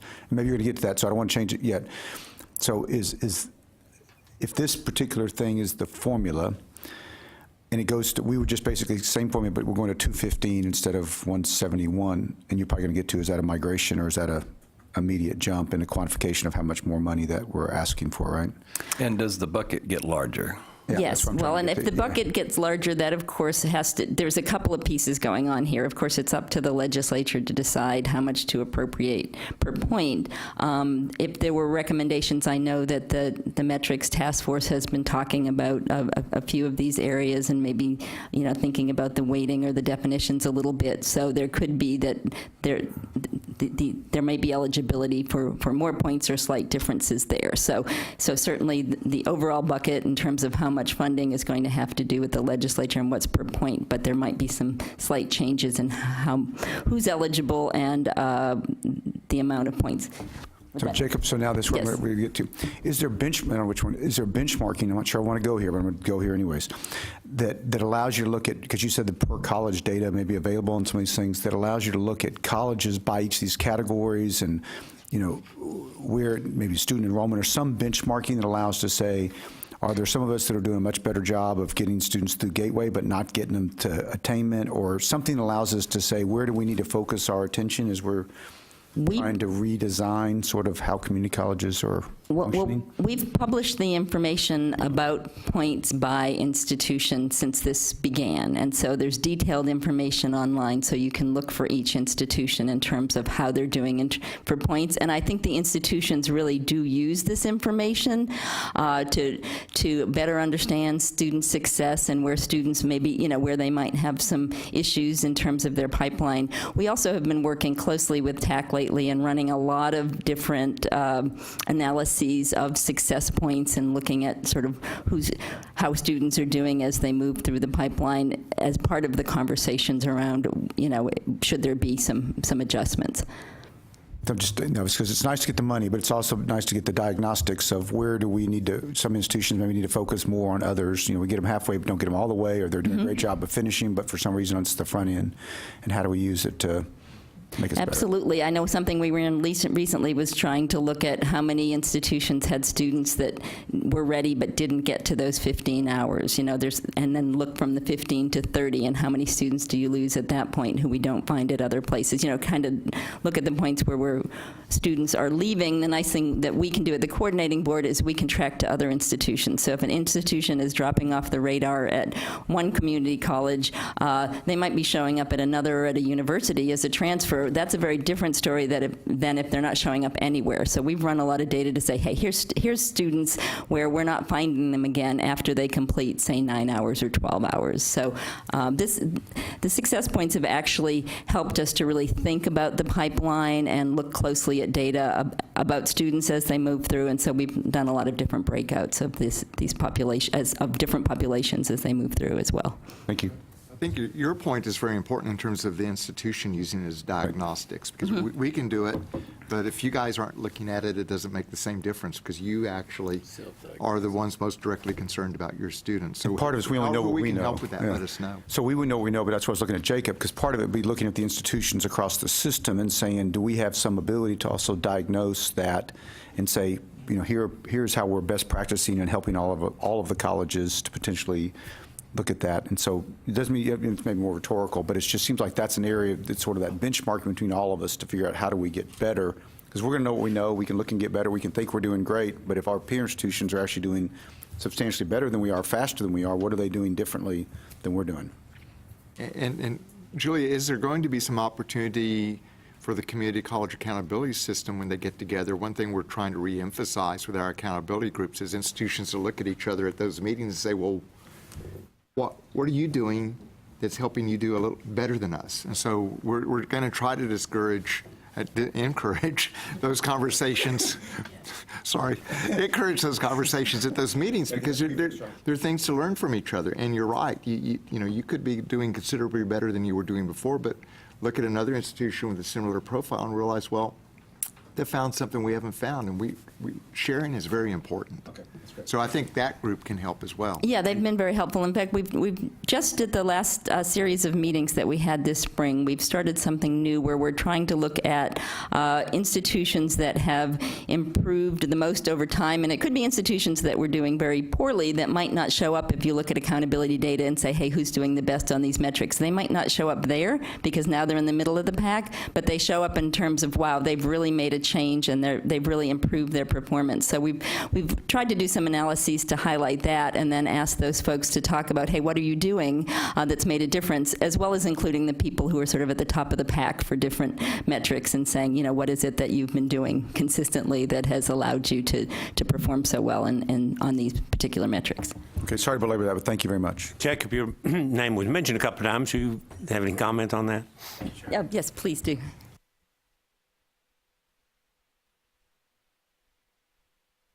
Trustee Williams, as always, your insights are welcome and delightfully nuanced.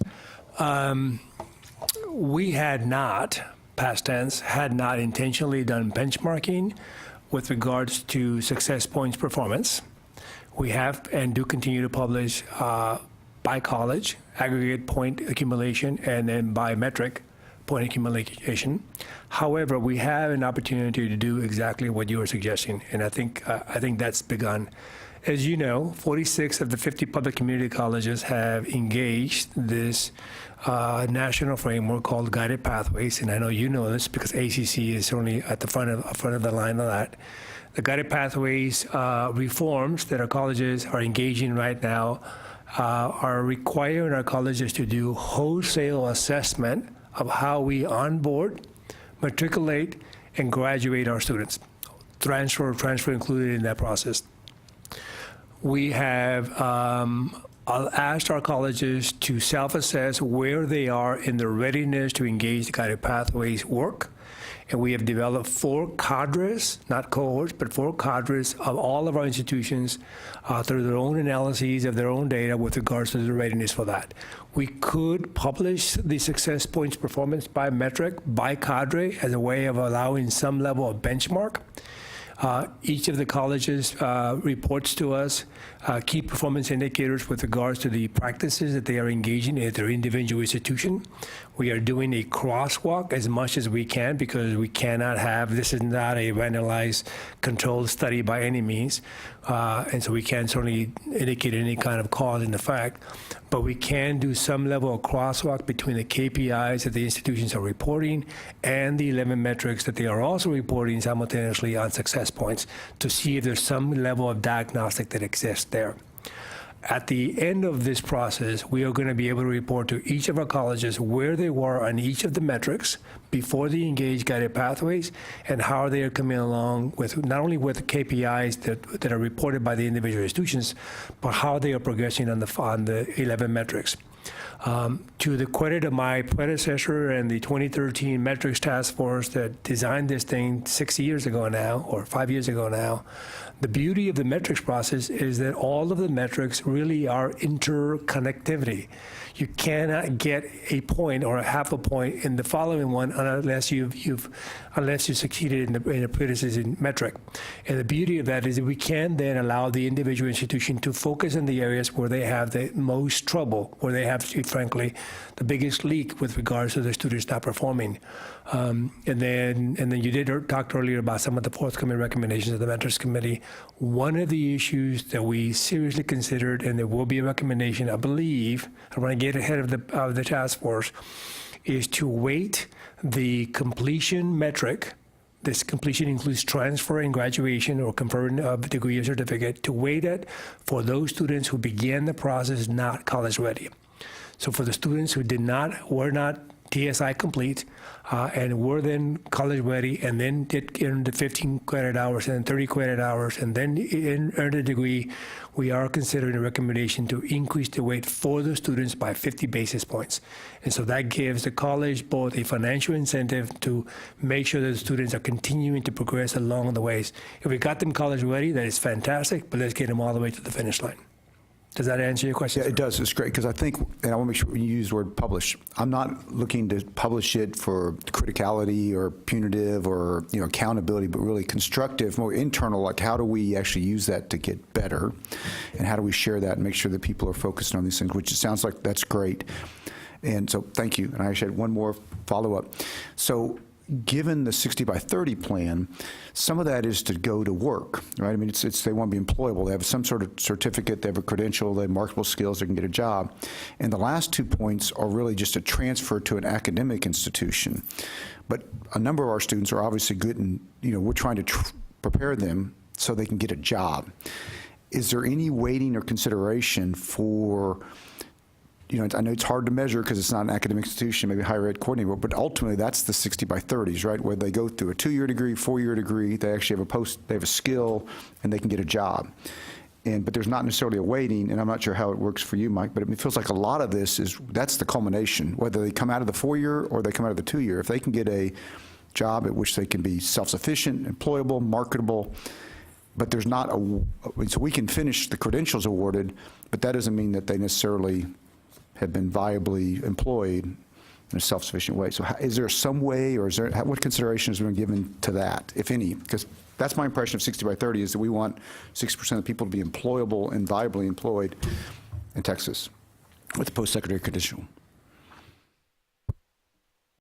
I guess the only thing I'll add is I do think the recognition of the additional extra bump for workforce areas where there's need is a recognition, whether it's STEM or related critical fields. And that is something that the metrics, the Formula Advisory Committee looked at that weighting and spent some time thinking about it. And I know the metrics task force has talked about it a little bit. So that is some recognition that it's important that we're awarding degrees in areas that are going to be of value to the state and where students are going to be able to make a living wage. But beyond that, I might defer to David to respond. Let me throw one with I'm thinking about Central Texas, right? We've got 3 primary workforce areas. I mean, we got all of them, but there's STEM, it's healthcare, and it's skilled trades, applied manufacturing.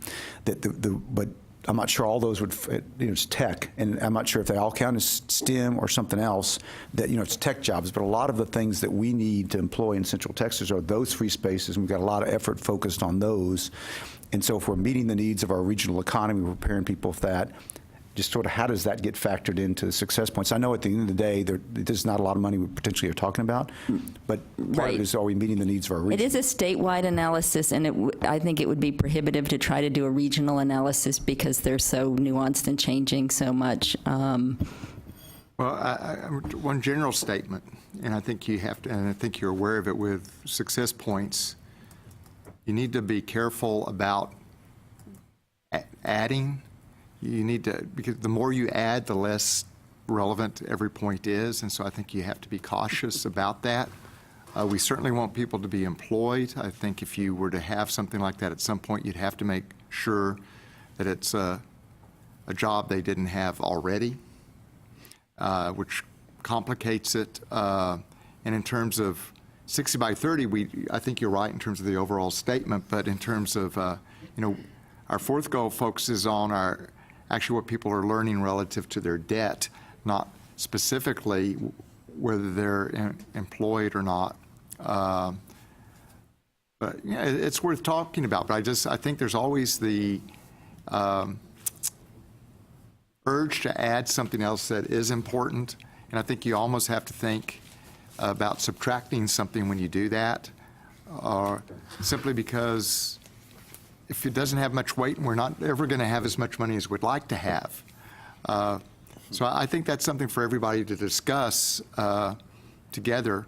But I think if you did something, it would be some combination of the transfer work But I do think you'd have to be careful about, is this a job they wouldn't have had in place already? I know years past, the Workforce Commission looked at jobs, but when you went back and looked at it, many of the students had the same job when they began.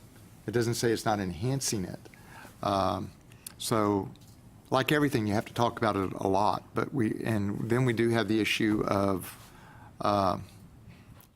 we talked about this a little bit regarding something that may come out of the Texas Success Council is, what are the critical jobs? Critical jobs change, and they may be critical in Austin, but they may not be critical anywhere else in the state. And we need to, how you connect these things and keep things current is an immense challenge, and we have to do it. That's one reason marketable skills now may not be the marketable skills even in 3 years in some areas. We probably are going to need all of us, some additional resources to get better focused on that. And it isn't always the degree to the job, but the skills that they're acquiring.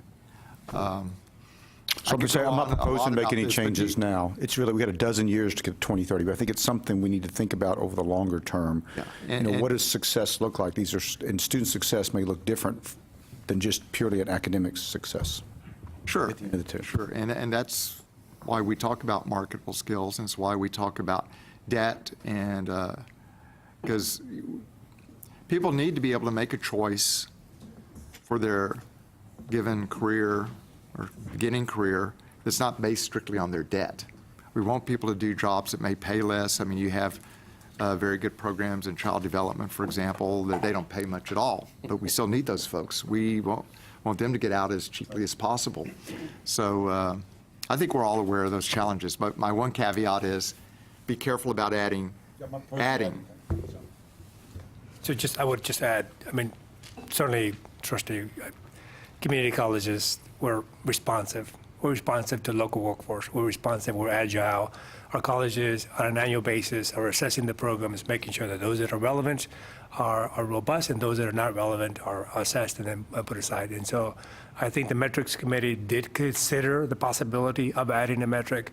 In part, there was not consensus about what that metric would be, particularly given the data that are available. And then in part, we certainly didn't want to accumulate points for the sake of accumulating points. Dr. Eklund talked about the analysis that the coordinating board that she's been running for us, even the conversation of adding a 50 basis point increase to the weight. We wanted to make sure that we understood fundamentally whether that was a meaningful increase of points. There was just not arbitrary to get more points. But I appreciate the sentiment, and certainly, within our ranks, we make no mistake about it. Students are coming to us because they want jobs, because they want to have a good living wage.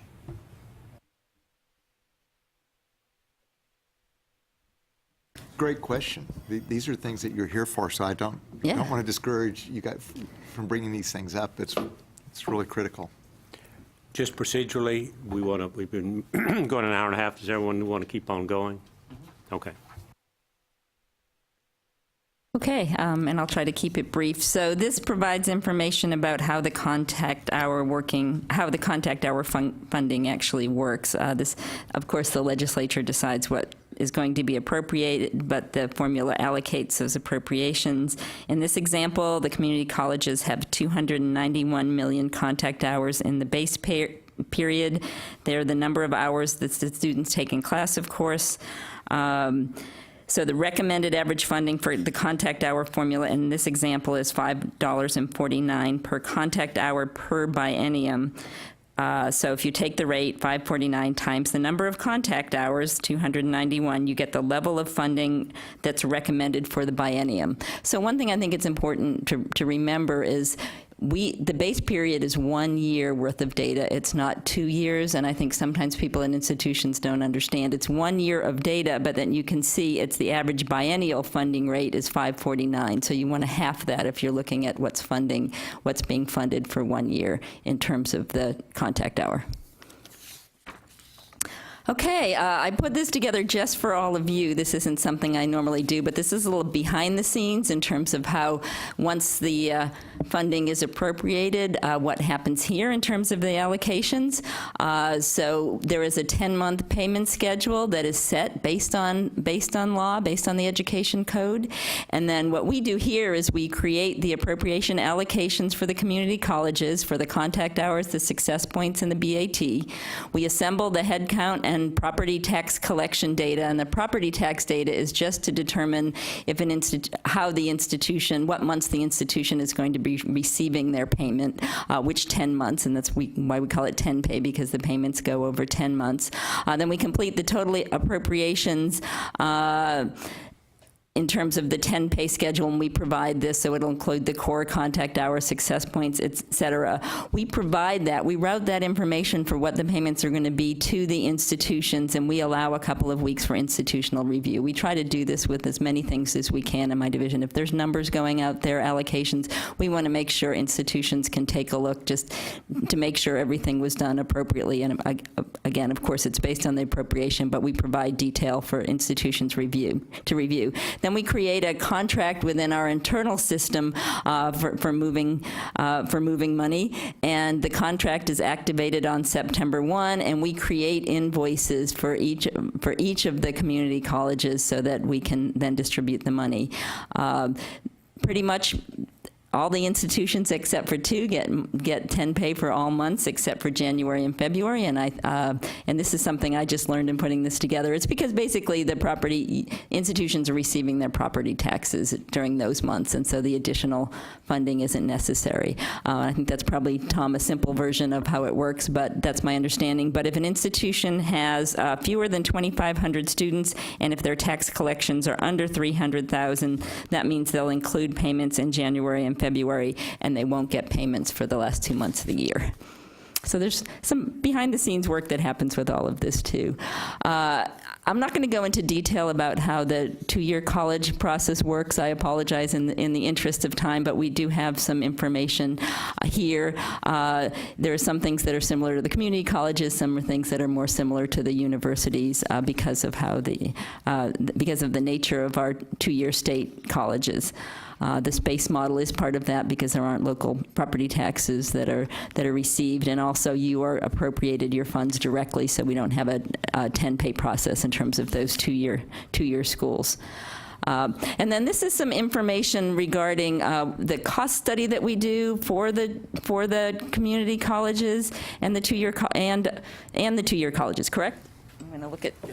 Yes. So for those colleges, for the two-year state colleges, so we collect information on the RFOE, which is the Report of Fundable Operating Expenses, and the institutions will plug their information in terms of what the costs are for those for the different disciplines. This just includes 10, but I provided you with a handout that shows all 26 of those categories that are fundable categories that are used. When you see for 1819 in the last column, the funded expense per contact hour, that's actually for each one of those categories, it's 24.41% of the reported expenses. So basically, the funding allocations are tied to the costs of the program, and we use this cost study to do that. Any questions there? Okay. And then Rex talked about the formula funding recommendations, so I'm not going to go into detail here. The commissioner always charges the formula advisory committees before they begin meeting. They're able to take up additional charges as well. So there were 6 charges that are listed in your handout, 6 commissioner charges to the advisory committees. And then in terms of the recommendations, the commissioner was focused on projected growth, inflation, and focus on successful completion for all the sectors, but in terms of the community colleges, the commissioner's recommendation aligned with the Formula Advisory Committee's recommendation. So the recommendation is in fact the same, and this increases the success points from $172 to $215 per point in this recommendation. And the commissioner, I'm sorry, and once, these are the board's recommendations now, of course, that were adopted, and I believe the board feels strongly about prioritizing the performance-based, the success point funding, as Jacob just indicated, TAC does as well. And the Formula Advisory Committee did as well. Okay, here's something that can get a little confusing. The board is recommending rates instead of levels. So once we get the actual data for the preliminary base year and then the base year, we will actually, we might see some slight changes, because if you're building in an increase for projected growth, once you know what that actual growth is, it might be slightly different. So you might see some slight differences in terms of the board recommendation. That should say board recommendation. In terms of the board's recommendation, it may drop 0.1% or go up because of the actual data that has been collected. So I just wanted to point that out, that if you hear the coordinating board at the legislature and suddenly there's a slight difference from the percentage that we shared with you, it will be because we were using the actual contact hour information and success points information. Okay. State, this is a little more about the state college formula funding, and then these are the board recommendations. And again, I apologize, I didn't update the right-hand side of the slide. These are the board recommendations because the board adopted the cap and the commissioner recommendations. There's yellow on here because there were some differences between the board recommendations and the committee's recommendations. So this shows some of those differences. And the big difference here is that the advisory committee included a rate increase, and it was not included by the board. The TSTC formula is fairly complicated in terms of the return value formula. Most of the funding for TSTCs comes through that formula, but they also get E&G space support, and this comes through as do the two-year colleges, and they're also eligible for the small institution supplement. And I believe, I want to say it's $375,000, but there's a phase-in for that. This slide goes into how the return value funding model works for the TSTCs. In fact, let me get my notes here. But it kind of walks through one. Let me talk about a couple of things that are interesting about this. One is that it doesn't just, the formula doesn't just kick in when students complete in terms of their wages, because it is a formula that looks at the return value to the state for what students are earning after they complete. But if a student completes at least 9 semester credit hours at a TSTC, we include that student in our tracking of their wages when they move on, because the concept is that student has gained skills from their education at TSTC that have helped them earn higher wages, if that's in fact the case in terms of what we see. So a student enters TSTC, then they enter the workforce. We capture the earnings after they left TSTC, again, whether they're completers or they completed a set number of hours. We compare the earnings to the minimum wage in Texas, and whatever's left is considered the value added, and that value is discounted. It's basically applied to quarter wages because we only receive quarter wages. We adjust it for inflation, and the standard tax rate and economic multiplier is applied to create the value added. So that's basically what's returned to the state in terms of taxes, because these completers are earning more, and these students who attended are earning more after they receive their education. And I'm going to look to Chancellor Reeser to make sure I've characterized that correctly. Well, feel free to add. If I could, given Yes. that we've talked about gainful employment here, one of the things that's hard to see right at first about this approach is that TSTC earns more funding the more the graduates make. So the benchmark is minimum wage. If a student goes to work for $20,000 more than minimum wage, a certain amount of funding is indicated. But if they go to work for $40,000 over minimum wage, twice as much funding is indicated by this formula.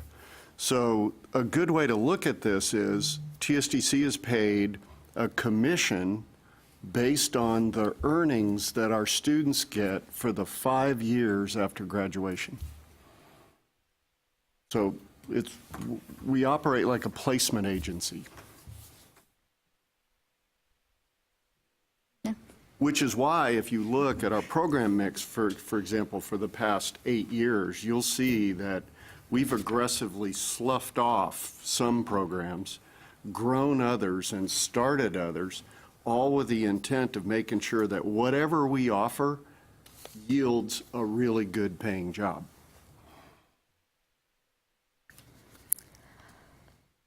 Okay, and these are the recommendations, and the recommendations from the advisory committees for TSTC match the commissioners, the CAP, and the board recommendations. And I think the key piece for this is that the recommendation is that the formula be funded at 35%, which is what happened 2 biennia ago. It was just funded at 27%. So the idea is to bring it back, because obviously graduates are doing well based on the formula. I'm going to stop there in terms of the overview and skip the information about our universities and health-related institutions unless there's an interest on the part of the council for going into that. You've got the handouts. I'm happy to answer any questions, but it's basically just some general background and then the recommendations for the public universities and the HRIs. So if there's no questions there, and we've got the graduation bonus, I think people are familiar with that. That's the performance-based, the outcomes-based funding for universities that we will be proposing for the next session. I apologize, you may have already done this. If you haven't already sent us this in a soft copy, could you please do it if you haven't? Sure, and I'll go ahead and make sure we get that correction made to the board recommendation and the couple other things we picked up. But we're happy to share that. And then finally, I added, although it's not in here, I did add in, and it looks like maybe it didn't make it on. I do have some information if you're interested about the financial condition index. We do the community college financial condition report. You will all be receiving it shortly. We'll be sending out a link to that, and we've got your official accountability reports in PDF form almost completed. It's taken some work in our new system, but we'll be mailing those to trustees shortly. But I didn't know if you had any questions about the financial condition report. It looks like it didn't make it into this slide deck, but I do have Tom here who works on that, and I'm happy to answer questions if there are any. Sounds like there's not. So, and then the final thing I'll mention is that we did provide the tax value information, and the sheet that has the gray bar across the top, this is coordinating board data. This is a backward look. And then the second sheet comes from the tax survey, and that's a forward look, and that's why you might see some differences. So we just provided what comes from the TAC website in terms of what the institutions are projecting is going to be happening, but then we have the backward look that we provide for the institution. So I think there was some interest in looking at those comparatively, and I'm happy to answer any questions about how the tax piece works, or to ask Tom or Rex to tackle those.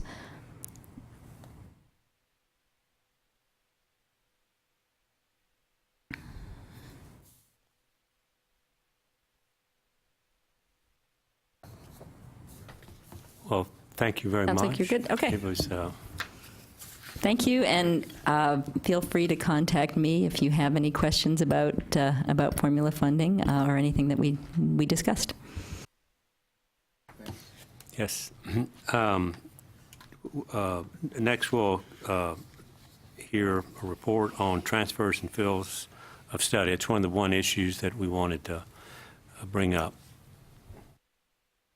Thank you. So I've already talked about our efforts in transfer with core curriculum, and so unless there are any questions, I won't discuss that any further. But I do want to talk a little bit about fields of study, and as you know, fields of study are a major initiative that we've undertaken to create what are in effect statewide articulation agreements for the lower division requirements for a number of majors. And we have completed, to date, we have 8 board-approved fields of study in place in Mexican-American studies, mechanical, civil, chemical, and electrical engineering, nursing, music, and architecture. And by the end of the July board meeting, if all goes well, then we will have 11 more in place in psychology, biology, criminal justice, social work, political science. In business administration and management, we actually in a sense, we got lucky, I guess, because when we convened the Field of Study Committee for Business and Management, it turns out that they made the recommendation that that field of study also be applied to accounting, finance, and marketing as well. And because the lower division requirements are the same. And of course, every time we do a field of study, those fields of study go out for public comment. We explicitly ask the field and the committee again, are you sure this is going to work for these additional areas as well? That all came back as yes, this will work. So as a result of doing business administration and management, we also got accounting, finance, and marketing done at the same time, and then we also finished one for management information systems. So at the end of the July meeting, then we'll have a total of 19 fields of study finished. And then by the end of the year, actually by the end of the October board meeting, then we anticipate having, what is that going to be, 7 more completed by that time. So we have all of these in the works, and those are kinesiology and exercise science, history, English language and literature, sociology, economics, radio and television, and mathematics. And so I won't guarantee anything at this point because one never really knows how these things are going to go until after they're done. And every once in a while you kind of hit the wall with one. And sometimes the ones that I think will be smooth or not, and the ones that I thought would be problematic are not problematic. So you never really know how the field is going to react to this. Kind of like a board meeting. Yes, somewhat like a board meeting. One never really knows. And so it's been a really interesting to watch these committees in action. And just to remind you, these committees are all made up of either faculty who teach in that discipline or administrators who are directly responsible for that discipline. So there may be some department chairs or deans in there, but it's dominated by faculty members. Half of the committee is from 2-year colleges, half of the committee is from 4-year colleges. What I have found to be generally true is that they don't often debate the subject matter content of the field. There is actually widespread agreement about what ought to be taught. What they disagree about is when it should be taught, what course it ought to be taught in. Should it be taught at the freshman or the sophomore level? Should it be taught in the first semester or the second semester? And those kind of things. And it usually takes them, we've gone to a sort of 2-day format for a half a day in the afternoon, half a day in the morning. And part of what we've learned is that the half a day in the afternoon is devoted to a lot of angst about possible changes we might have to make in order to make this work. But I think they didn't sleep on it a bit, and they realized that they're not really arguing about what the discipline ought to be teaching. They're really arguing about other issues that can be fixed and corrected, and then they usually come together. So these things have actually worked out much better. Once we get these 26 then done, most of these are in the top 25 transfer majors. So we've already begun an analysis of the next 50 major transfers, and the top 25 will capture about 60 to 65% of all transfer students.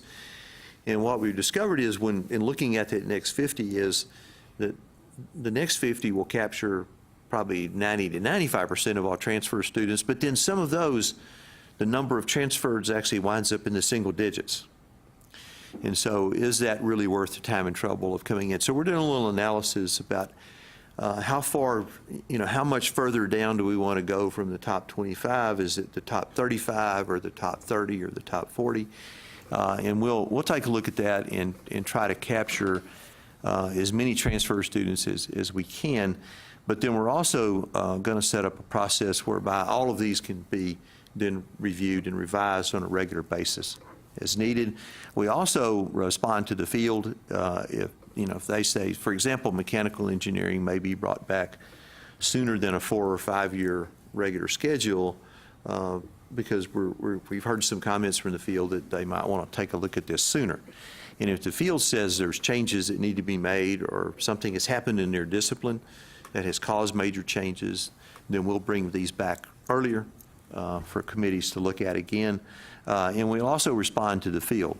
You'll notice that, well, it's not on here, but we're actually, one of the ones we plan on doing next year is dance. And dance is not a top 25 transfer major, but we hear a lot of comments from the field about how even though it affects a small number of students, it's very problematic to transfer, and that a field of study would be quite helpful. So we're looking at those issues as well. But again, one of the major thrusts after this top 25 will be to then make sure that we have a process going forward for reviewing and revising as necessary these things on a regular basis, so that they're always in front of people, students are aware of them, that they don't fall into disuse. And then a part of that is also the efforts that we're making to make sure that people know they're there, that students know they're there, that departments and faculty know they're there, and that they adopt the fields of study, and that they transfer and are applied easily as well. Yeah. And unless you have any questions, I'll leave it at that.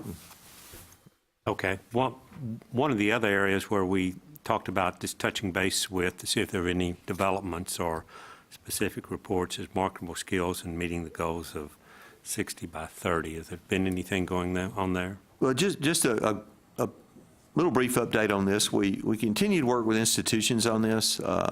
In fact, Ginger Gossip and I, who's also very much involved in the marketable skills goal, we have a conference call scheduled with Dallas County Community College District about marketable skills next week, I believe, to talk about what they're doing with them, and to try to provide some guidance for them. And along those lines, we have a sort of a guidebook coming out very soon that will be distributed to institutions.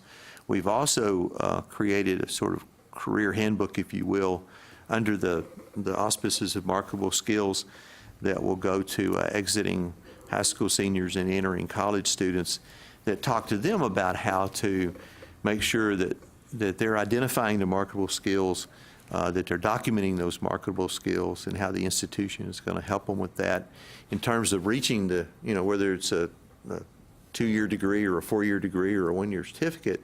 When they get to the end of that, they're prepared to go to employers and say, this is the credential I have, and these are the things that I learned, and these are the skills that I have.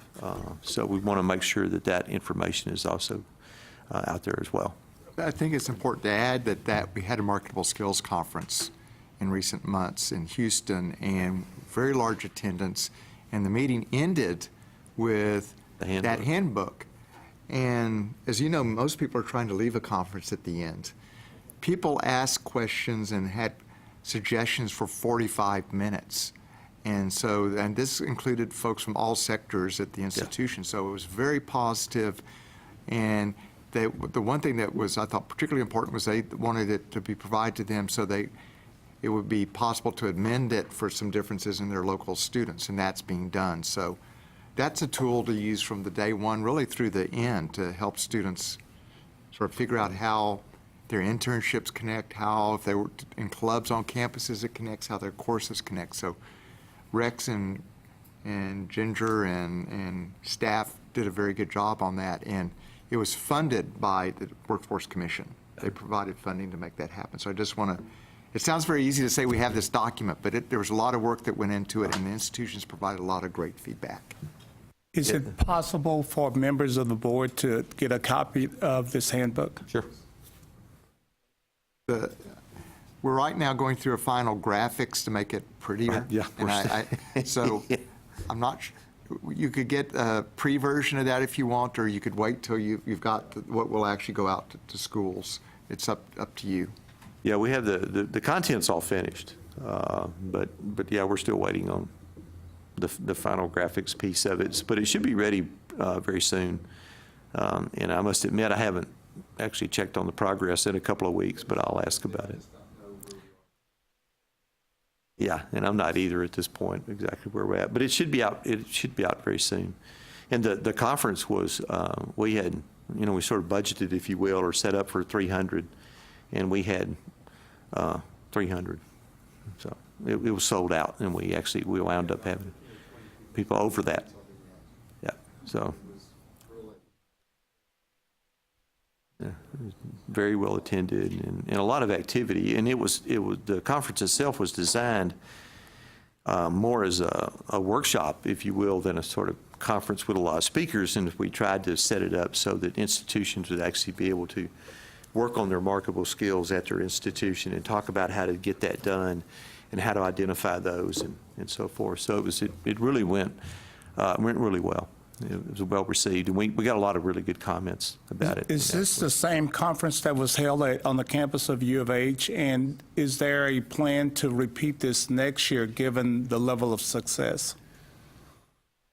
We haven't talked about that.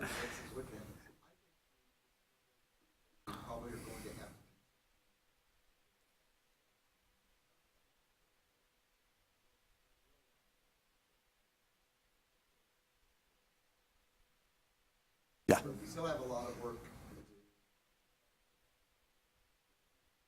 One thing that Mike and I were talking about in a little different context earlier is, at some point, we actually invited industrial organizational psychologists from Rice. And one thing I've at least been thinking about is, there's some way we've got 3 similar programs in the state, the Rice, Houston, and A&M.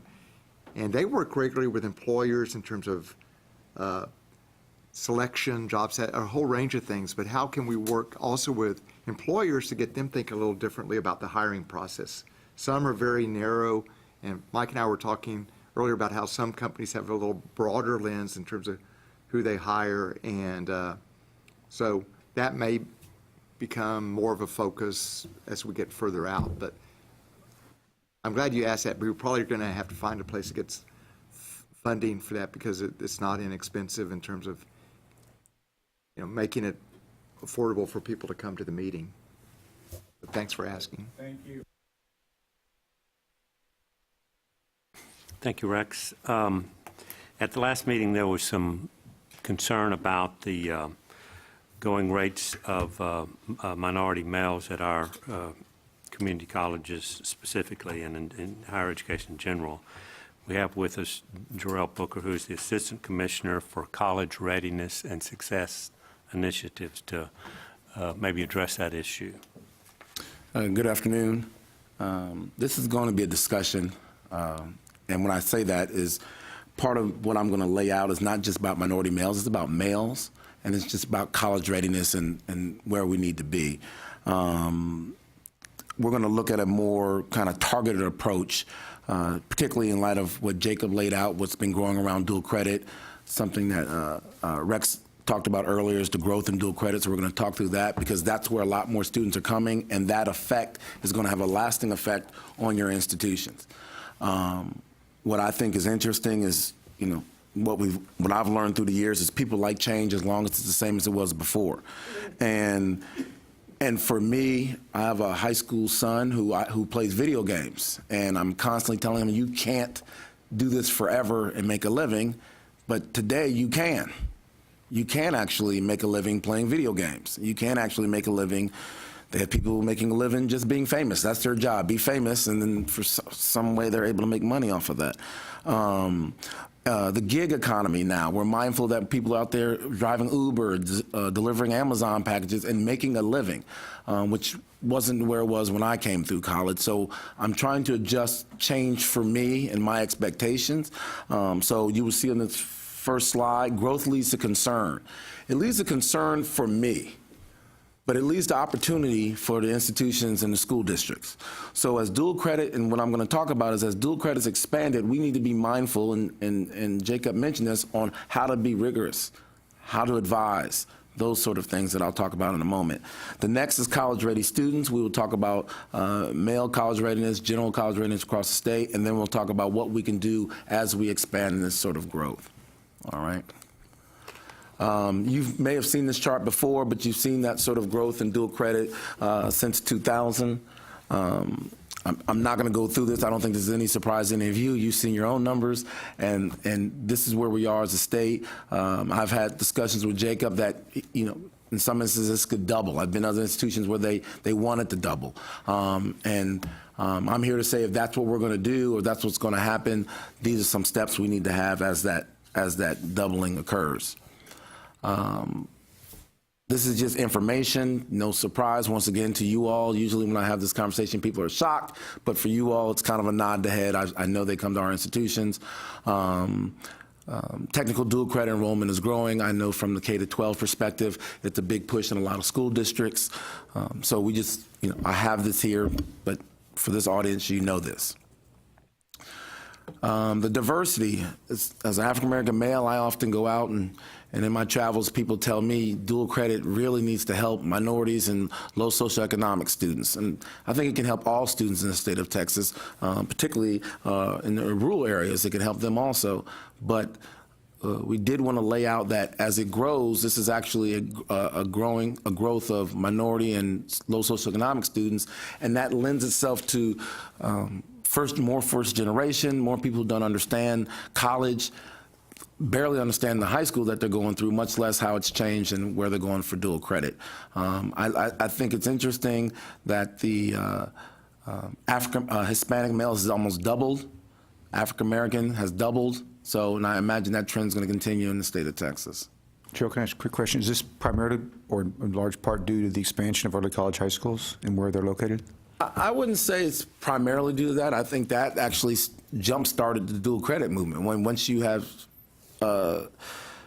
projects that worked well, people say, well, I could do that and maybe not go through all the hoops that's required for early college. I mean, early college does so much for those students to be prepared to take the dual credit class or take those college courses. I think a lot of people felt they might be able to cut corners on some of that. So, so to speak, yeah, early college did kind of help grow that growth, that's for sure. Okay, thanks.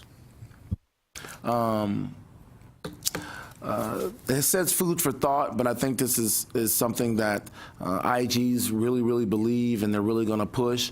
But the eligible students who take more dual credit more dual credit semester credit hours graduate sooner at higher rates than those who take fewer hours. I hear that constantly. I hear that's the reason we should do it. We should push this. You save money long term. You don't have to go back and take these sort of classes. Those are things that are being told to the parents. So from a simple perspective, it's kind of a nod your head. It's a no-brainer. If I take it now, I won't have to take it later, I won't have to pay. Makes sense to me. And that's what's actually happening. Okay? Now, at the same time, we're seeing how college readiness is decreasing. All right? So one thing I keep raising is that it is easier for a high school student to take a college course than someone who's graduated from college and maybe 24 years of age, right? Because I have to go take TSI, I have to do these things to actually attend the college, but if you're in 9th, 10th grade, you do pretty well on certain tests, congratulations.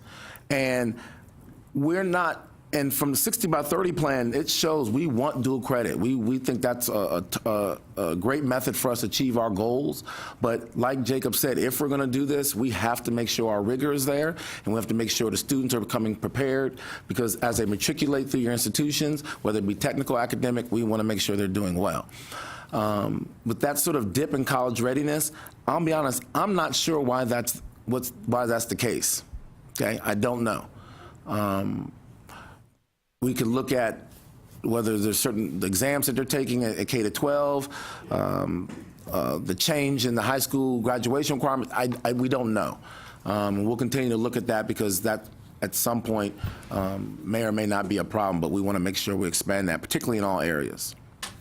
Okay, Joel, can I ask a question? So was that college readiness standard previously measured because of end-of-course exams, and plus TSI, plus ACT, plus SAT, and now those end-of-course exams are not there? So students may still be college ready, but there's not an exam other than those other three to evaluate that? It could be. I mean, the majority of students were showing college readiness through the TEA exams, through the K-12 exams. So now that those aren't there, particularly with Algebra 2 and English 3 as much as they were in the past, they're having to show it through ACT, SAT, and TSI. And that could be a reason for, maybe those exams are harder than the exams they were taking when they were in 10th and 11th grade. Well, I'm going to state the obvious, right? It may be that fewer people are taking the exams, right? Everybody's had to take the end-of-course exams to get out of school, so it may or may not actually reflect a decrease in college readiness. It might, but You're saying the sheer number of people taking exams to show college readiness may have come down? Because I think everybody, maybe I'm wrong on this, but I think everybody had to take the TEA and of course exams to get out of school, to graduate.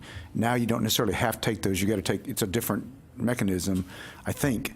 And so I'm wondering, back to the discussion we had about TSI, is this increase the incentive for saying we need to provide some other mechanism to make sure that everybody's being tested in a way that evaluates this on a consistent apples-to-apples basis over time? Yeah, I think to some extent, like Galveston College offers the opportunity for every sophomore in high school to take the TSI, and we pay for that, and so that they can start taking dual credit in their junior year. Well, a lot of those kids that are motivated have had essentially their community college experience, so that by the time they graduate high school, we'd love to have them come to our college and take more classes, but they're going elsewhere. And then you've got the kids who are less motivated that you're still trying to bring along, and those end up being the kids that community colleges serve a lot, if that makes sense. But I do think you raise a good point about that, and it's probably something worth looking at, because I don't think we have like tax anymore. There are exams that aren't available any longer by which you could establish college readiness. Yeah. And so the fact that those are no longer available may be driving down the numbers In of terms of people making a who are getting case it. Yeah. for the funding, I think that's a good point. With school districts not choosing not to offer that Algebra 2, that English 3, that end of course exam, that's forcing, which was the primary way that people were showing college readiness. It's forcing students, kind of what you're saying, to take TSIA or ACT or SAT, which wasn't the primary way they were showing college readiness. So we are kind of thinking that may be the reason that it's kind of dipped a little bit, but until it's not really so much the end of course, it is the 11th grade tax test and things like that, the graduation. But it could be that because the state's saving money by not offering those tests anymore, that cost to the state may actually be money that we can say, help us use that to pay for TSI testing for all students or something. Because I do think, the idea that it's sophomore, but someone may not be college ready as a 10th grader, but they may be college ready by a 12th grader, but, they have to take something to be able to make that assessment.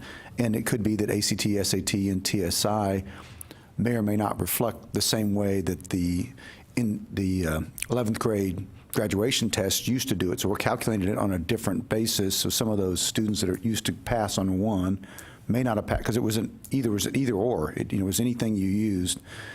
And those students that used to pass on that, they may not have that anymore. And therefore, on these other criteria, they're not deemed college ready. But it may be that it's not substantially different. It's just we don't have that other mechanism to evaluate it. Yeah, I was going to add, we used to see about half of the students coming from public high schools in our report where we collect information about college readiness. The tax is what was used to report that they had met the college readiness standards on TSI. We do know that the tax test did not fully cover, for example, Algebra 2. It was basic Algebra 1 and geometry. There were some other differences, but I know that every student pretty much took those, and now not everyone, has access in high school without having to pay for an exam. So I think I think you're right in both cases. Some of the differences, just the tests are not the same. There's some differences. I think there's some things, especially about the math, that might be more rigorous about the TSI, and that's important. But I also think that we aren't seeing as many students testing, and I think it's helpful for all students to test, because you do have students who realize, oh, maybe I should go to college. Hey, maybe I can do this. I didn't realize I had those skills. So, if it's a choice for students, sometimes they'll choose not to test because they don't realize that they've met those standards or are close to it. Yeah.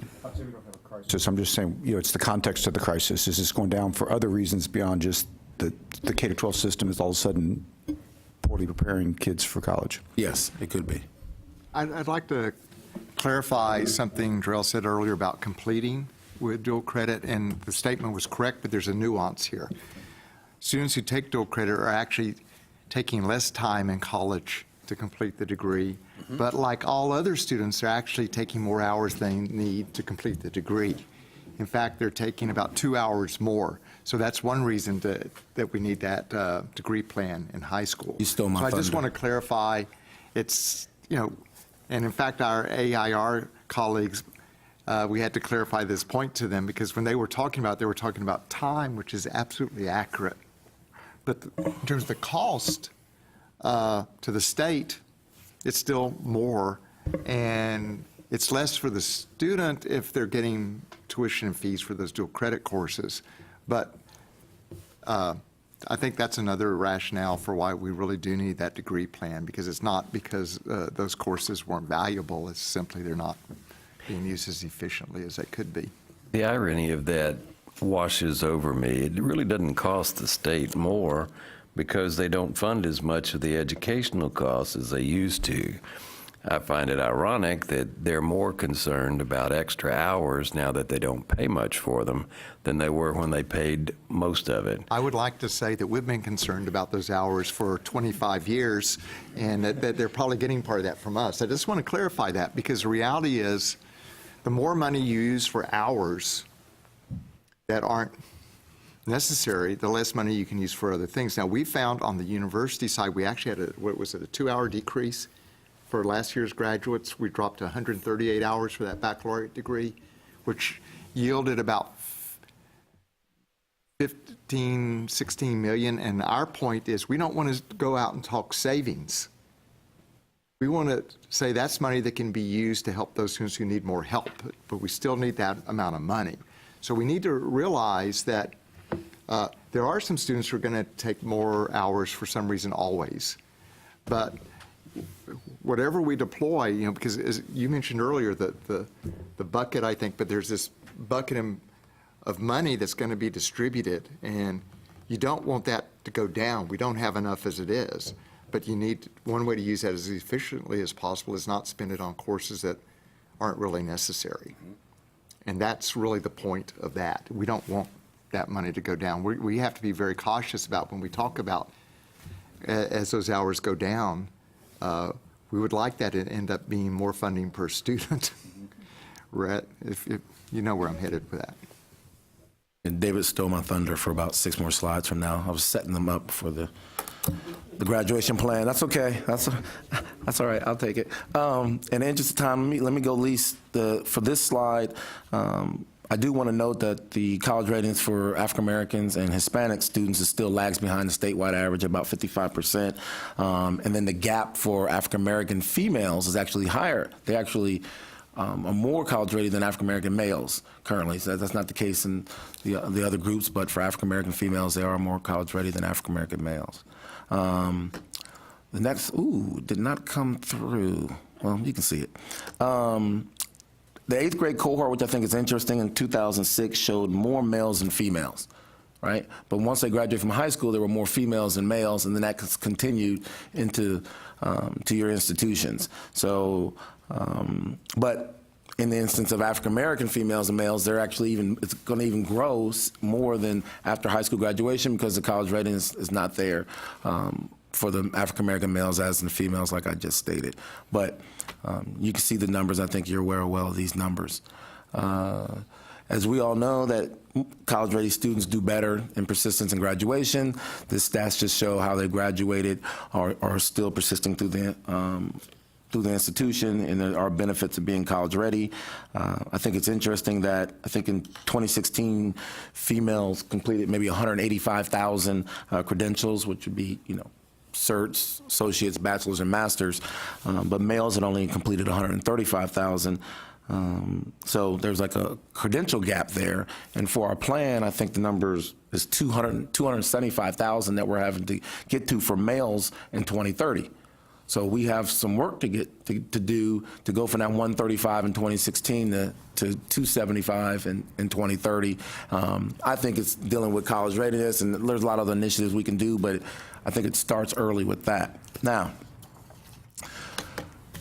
the couple things I want to point out in regards to dual credit, and I'm going to go through these slides in a minute, but I just wanted to be clear that there's a difference between dual credit eligibility, college readiness, and post-secondary readiness as TEA uses, okay? And when I say there's a difference, a lot of times when I talk to K-12, whether it be counselors or principals or teachers, they don't understand those three things and how that impacts how they talk to their students, okay? So for demonstrating college readiness, these are things we're looking at. This is what we're saying, that they'll be able to get to your institution and do well on their first level college course. All right, we're looking at these scores, things we just talked about, is showing college readiness. Now, for dual credit eligibility, they're looking at PSAT, English 2, Algebra 1, which is different. It is different from that normal college readiness that we look at. But what I find very interesting is the post-secondary readiness that TEA gets credit for, that they get a pat on the back for, looks at these. So it's different. And I think we know at this level, but explaining it to principals and counselors, and then more importantly, students and parents, that's something we have to make a concerted effort to make sure it's clear that, hey, Johnny took dual credit, he's ready. If he passes and does well, then yes, he's ready at that point for the class he took. Is it technical? Is it academic? Or we found out we're post-secondary ready, or I got something in the mail that says I'm post-secondary ready, which might not necessarily mean college ready, and then they struggle with figuring out why they're not doing as well once they show up at your institution. So in that, in the interest of time, this is really what I want to get to as far as college readiness, and particularly around minority males and low socioeconomic is the partnerships that you have with your institutions need to really reflect how you do business. I've gone to K-12 meetings where they're talking to parents in the first week of school, and they're saying, you can take dual credit. This is great. Parents nod their head. They're super excited. And the counselor there explained to them that these credits will transfer everywhere. And a parent will raise their hand and say, everywhere? And they say, everywhere. And I'm in the back concerned that you can't know that offhand, particularly with the classes I'm looking at. And I know the institutions, you all know this, but sharing it with your partners and making sure they reflect what you want and what you understand is super critical. And I've seen some instances of a lot of two-year institutions that have done this very, very well, so I'm excited that it's starting to happen. But it's beyond the faculty, the counselors, the principals, the people actually connecting to the parents need to know the exact same things you all already know. All right? It's not just around transfer, but it's really expectations of students, expectations of how you're going to get through our institution and beyond. The next is that sort of advising. Who conducts the advising? Do you send people there to conduct the advising on K-12? Are you training the K-12 staff and faculty to do the advising? Is it a blended approach to that? Because I think obviously you all know it better than they do. And I think we're starting to have some disconnects for the parents as to what's actually going to happen. And the last part, one of my favorite parts, are language. And really it's about readability. Okay, the readability of materials is a critical element if you're truly going to serve your population. And a lot of times the readability of our information we share is at a bachelor's level. Right? We get it. Makes sense to us. We nod our head, we review, we edit it, send it out, and it doesn't. I kind of laugh. I talk to my parents and program I run. They don't know the difference between articulated credit, common core. Their core courses the same as common courses. They're super confused between K-12 and higher ed. Is it a 2-year college versus 4-year? Why they're not the same? Technical grade versus academic course. They don't understand these things that we take for granted, and it's not, and I wonder sometimes if K-12 understands some of those items. So I'm here to say, with the growth of dual credit, which I think a lot of people are looking as being promising, we have work to do around rigor, which I think you already understand, but we also have work around advising and making sure our partners understand it the same way we do. I think something Jacob said is not mutually exclusive. They go hand in hand for the success that we're going to try to have. You can't build great buildings without a strong foundation, and this sort of college readiness of what their expectations is important. The last part I wanted to talk about is it's not just about academics. I hear a lot of K-12 faculty saying, Johnny can do the work. And I agree Johnny can do the work. And in a high school course, Johnny's actually doing the work, passing and going on and doing great things. But some are realizing that those second pieces around emotional college readiness and social skills are lacking. And when I talk to college faculty, when they receive these students, they're like, ooh, the student is not where I thought they would be. Academically, they can probably do the work, but those other pieces, we want to ensure that they have that. Because something that I've raised to Rex is that as students finish earlier in high school with dual credit, we're going to have younger teachers. Right? They're going to get their associates or something earlier. They're going to take all their content courses younger, And then when they get their pedagogy, they're going to come out at 19, 20 as teachers. And I want to make sure they have the emotional and social side, because they're going to go back and turn around and teach. And those are the sort of things that we're moving fast, but we got to make sure we're taking the appropriate steps to put this into these classrooms, particularly around dual credit, so when they do get through, they're where we want them to be when they show up at your institution. I know in the interest of time I went very, very fast, but that's what I wanted to have happen. The more we do this, the more we have to go back and fine-tune our steps and how we do business to make sure we're getting it the way we want to. I'm glad you brought those things up, and one thing we didn't talk about with dual credit, I think we've mentioned before here, is that for many students, if they're taking a lot of dual credit and say they enroll in college at 60 hours, they still have a lot of these same issues that your average 18-year-old would in terms of social issues, emotional issues. And I know I've talked to some people at institutions that are aware of that and trying to address it, but you need to remember, and this is more an issue for when you're providing students to universities with the 60 hours, but they need to understand that they've got to treat them potentially a little bit more like freshmen, because they have more latitude than they've had before. They don't know how to deal with certain issues, even though they may have, a great, powerful academic base with those 60 hours. They're still emotionally, socially freshmen, and we need to not forget that, because I'm afraid that that's an issue for them. And we've seen some data that they have a slightly lower GPA, not much, but I think part of it is simply, I think they would probably have a higher GPA if not for the social and emotional aspect than comparable students at the campuses. And so we haven't fully addressed that, but I think people are becoming aware of it. But I think it hones in exactly on what Jarrell's talking about. And that would be true for students, obviously, if they have not had any dual credit. That's correct. Of course, they need to be socially and emotionally ready, but we can't forget that.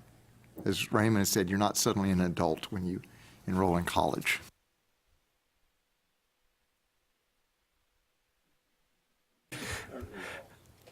Well, thank you very, very much. We have just a couple of quick housekeeping items.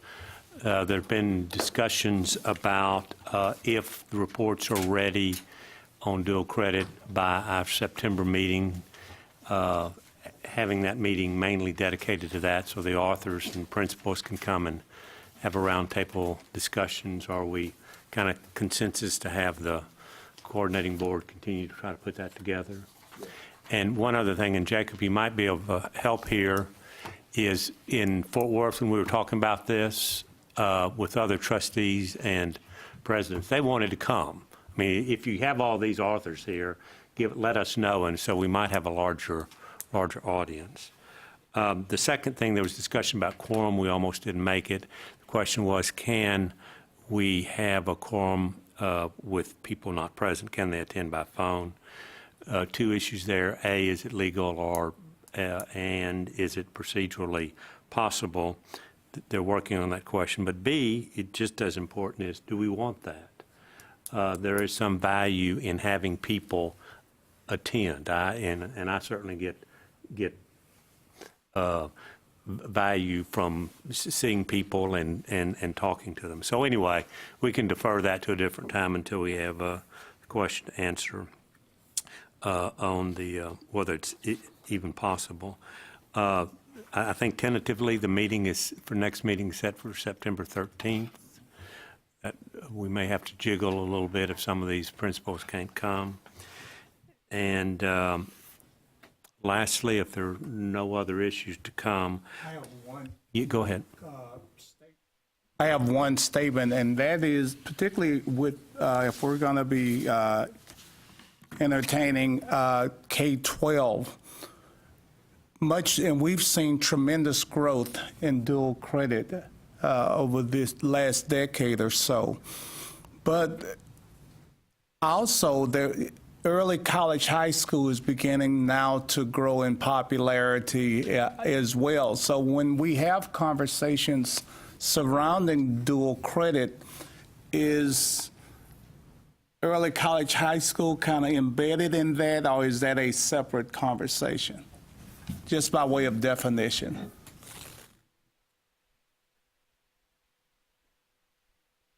I I think off the top of my head, come on up. I mean, there is a technical early college high school which has specific rules and requirements. And so but I do think that with the change in the law, that there are school districts who are going to implement what they will consider early college high schools, maybe build them, but they don't have some of the support systems that you may need there. And I think that's something you need to think about as you go into the lower grades. Early college high schools have things built in that really help make that be productive. And I think one has to think, as institutions, if you go to that level, how are you going to make sure those students get that support they may need? And I don't think we've fully discussed that yet, but I think everybody's aware that we have to think about that. I would say they're exactly different. I wouldn't say they're one and the same. They're looked at differently. They have different requirements involved. And like David was saying, the depths of the advising and how they build up for early college high school is different than just outright dual credit, and even dual enrollment as that continues to grow. So there'll probably be three pieces that you'll look at it a little differently. Thank you. Don't you have like a memo of understanding with the high schools that are participating in the early college high school? When we at LIT, we do both. We do three different versions. We do the governor came out in 2015-16 with Innovative Academies, which are kind of a sublet to early college high school.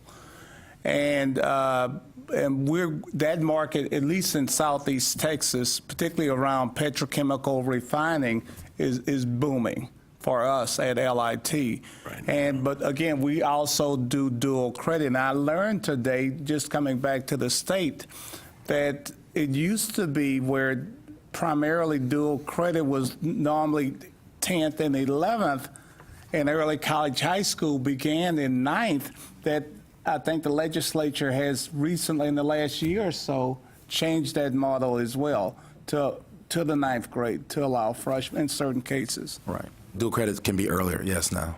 So I think that's, I didn't ask that very well earlier, but it's understanding when you're presenting the dual credit or whoever's presenting it, it's how do you split it out between what's an early college high school dual credit versus we have the Innovative Career Academies in Austin. We also have a P-TECH model, but now that those things are starting, Dallas has got 30 of them. And then you have dual credits that are not in any one of those three designated schools, and trying to understand, where's the enrollment, what's the numbers, where are the courses. And so when you look at that, it may be that we're more comfortable with the expansion if it's in early college high schools or Innovative Career Academies because there's a bigger support system than dual credit that may be occurring not in those. So it's just understanding the context of the presentation of the pieces.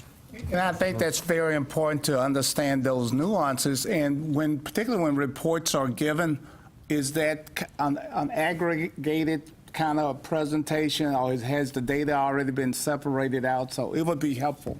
Okay. Well, one of the problems that we've had, and you're right, there's really, you have early college. I mean, TEA designates three types of colleges as being early college high school. Or three types of institutions. And you have the traditional early college high school that we would think of, but P-TECH academies and the Innovative and Career Academies are also a part of that, or designation as being an early college high school from TEA. But you also have what are being advertised and billed as early college high schools that are not designated by TEA as such. And if you're designated by TEA, there's a blueprint for this that requires you to have advising. As Darrell mentioned, it has requirements in it that go beyond anything that you need for regular dual credit.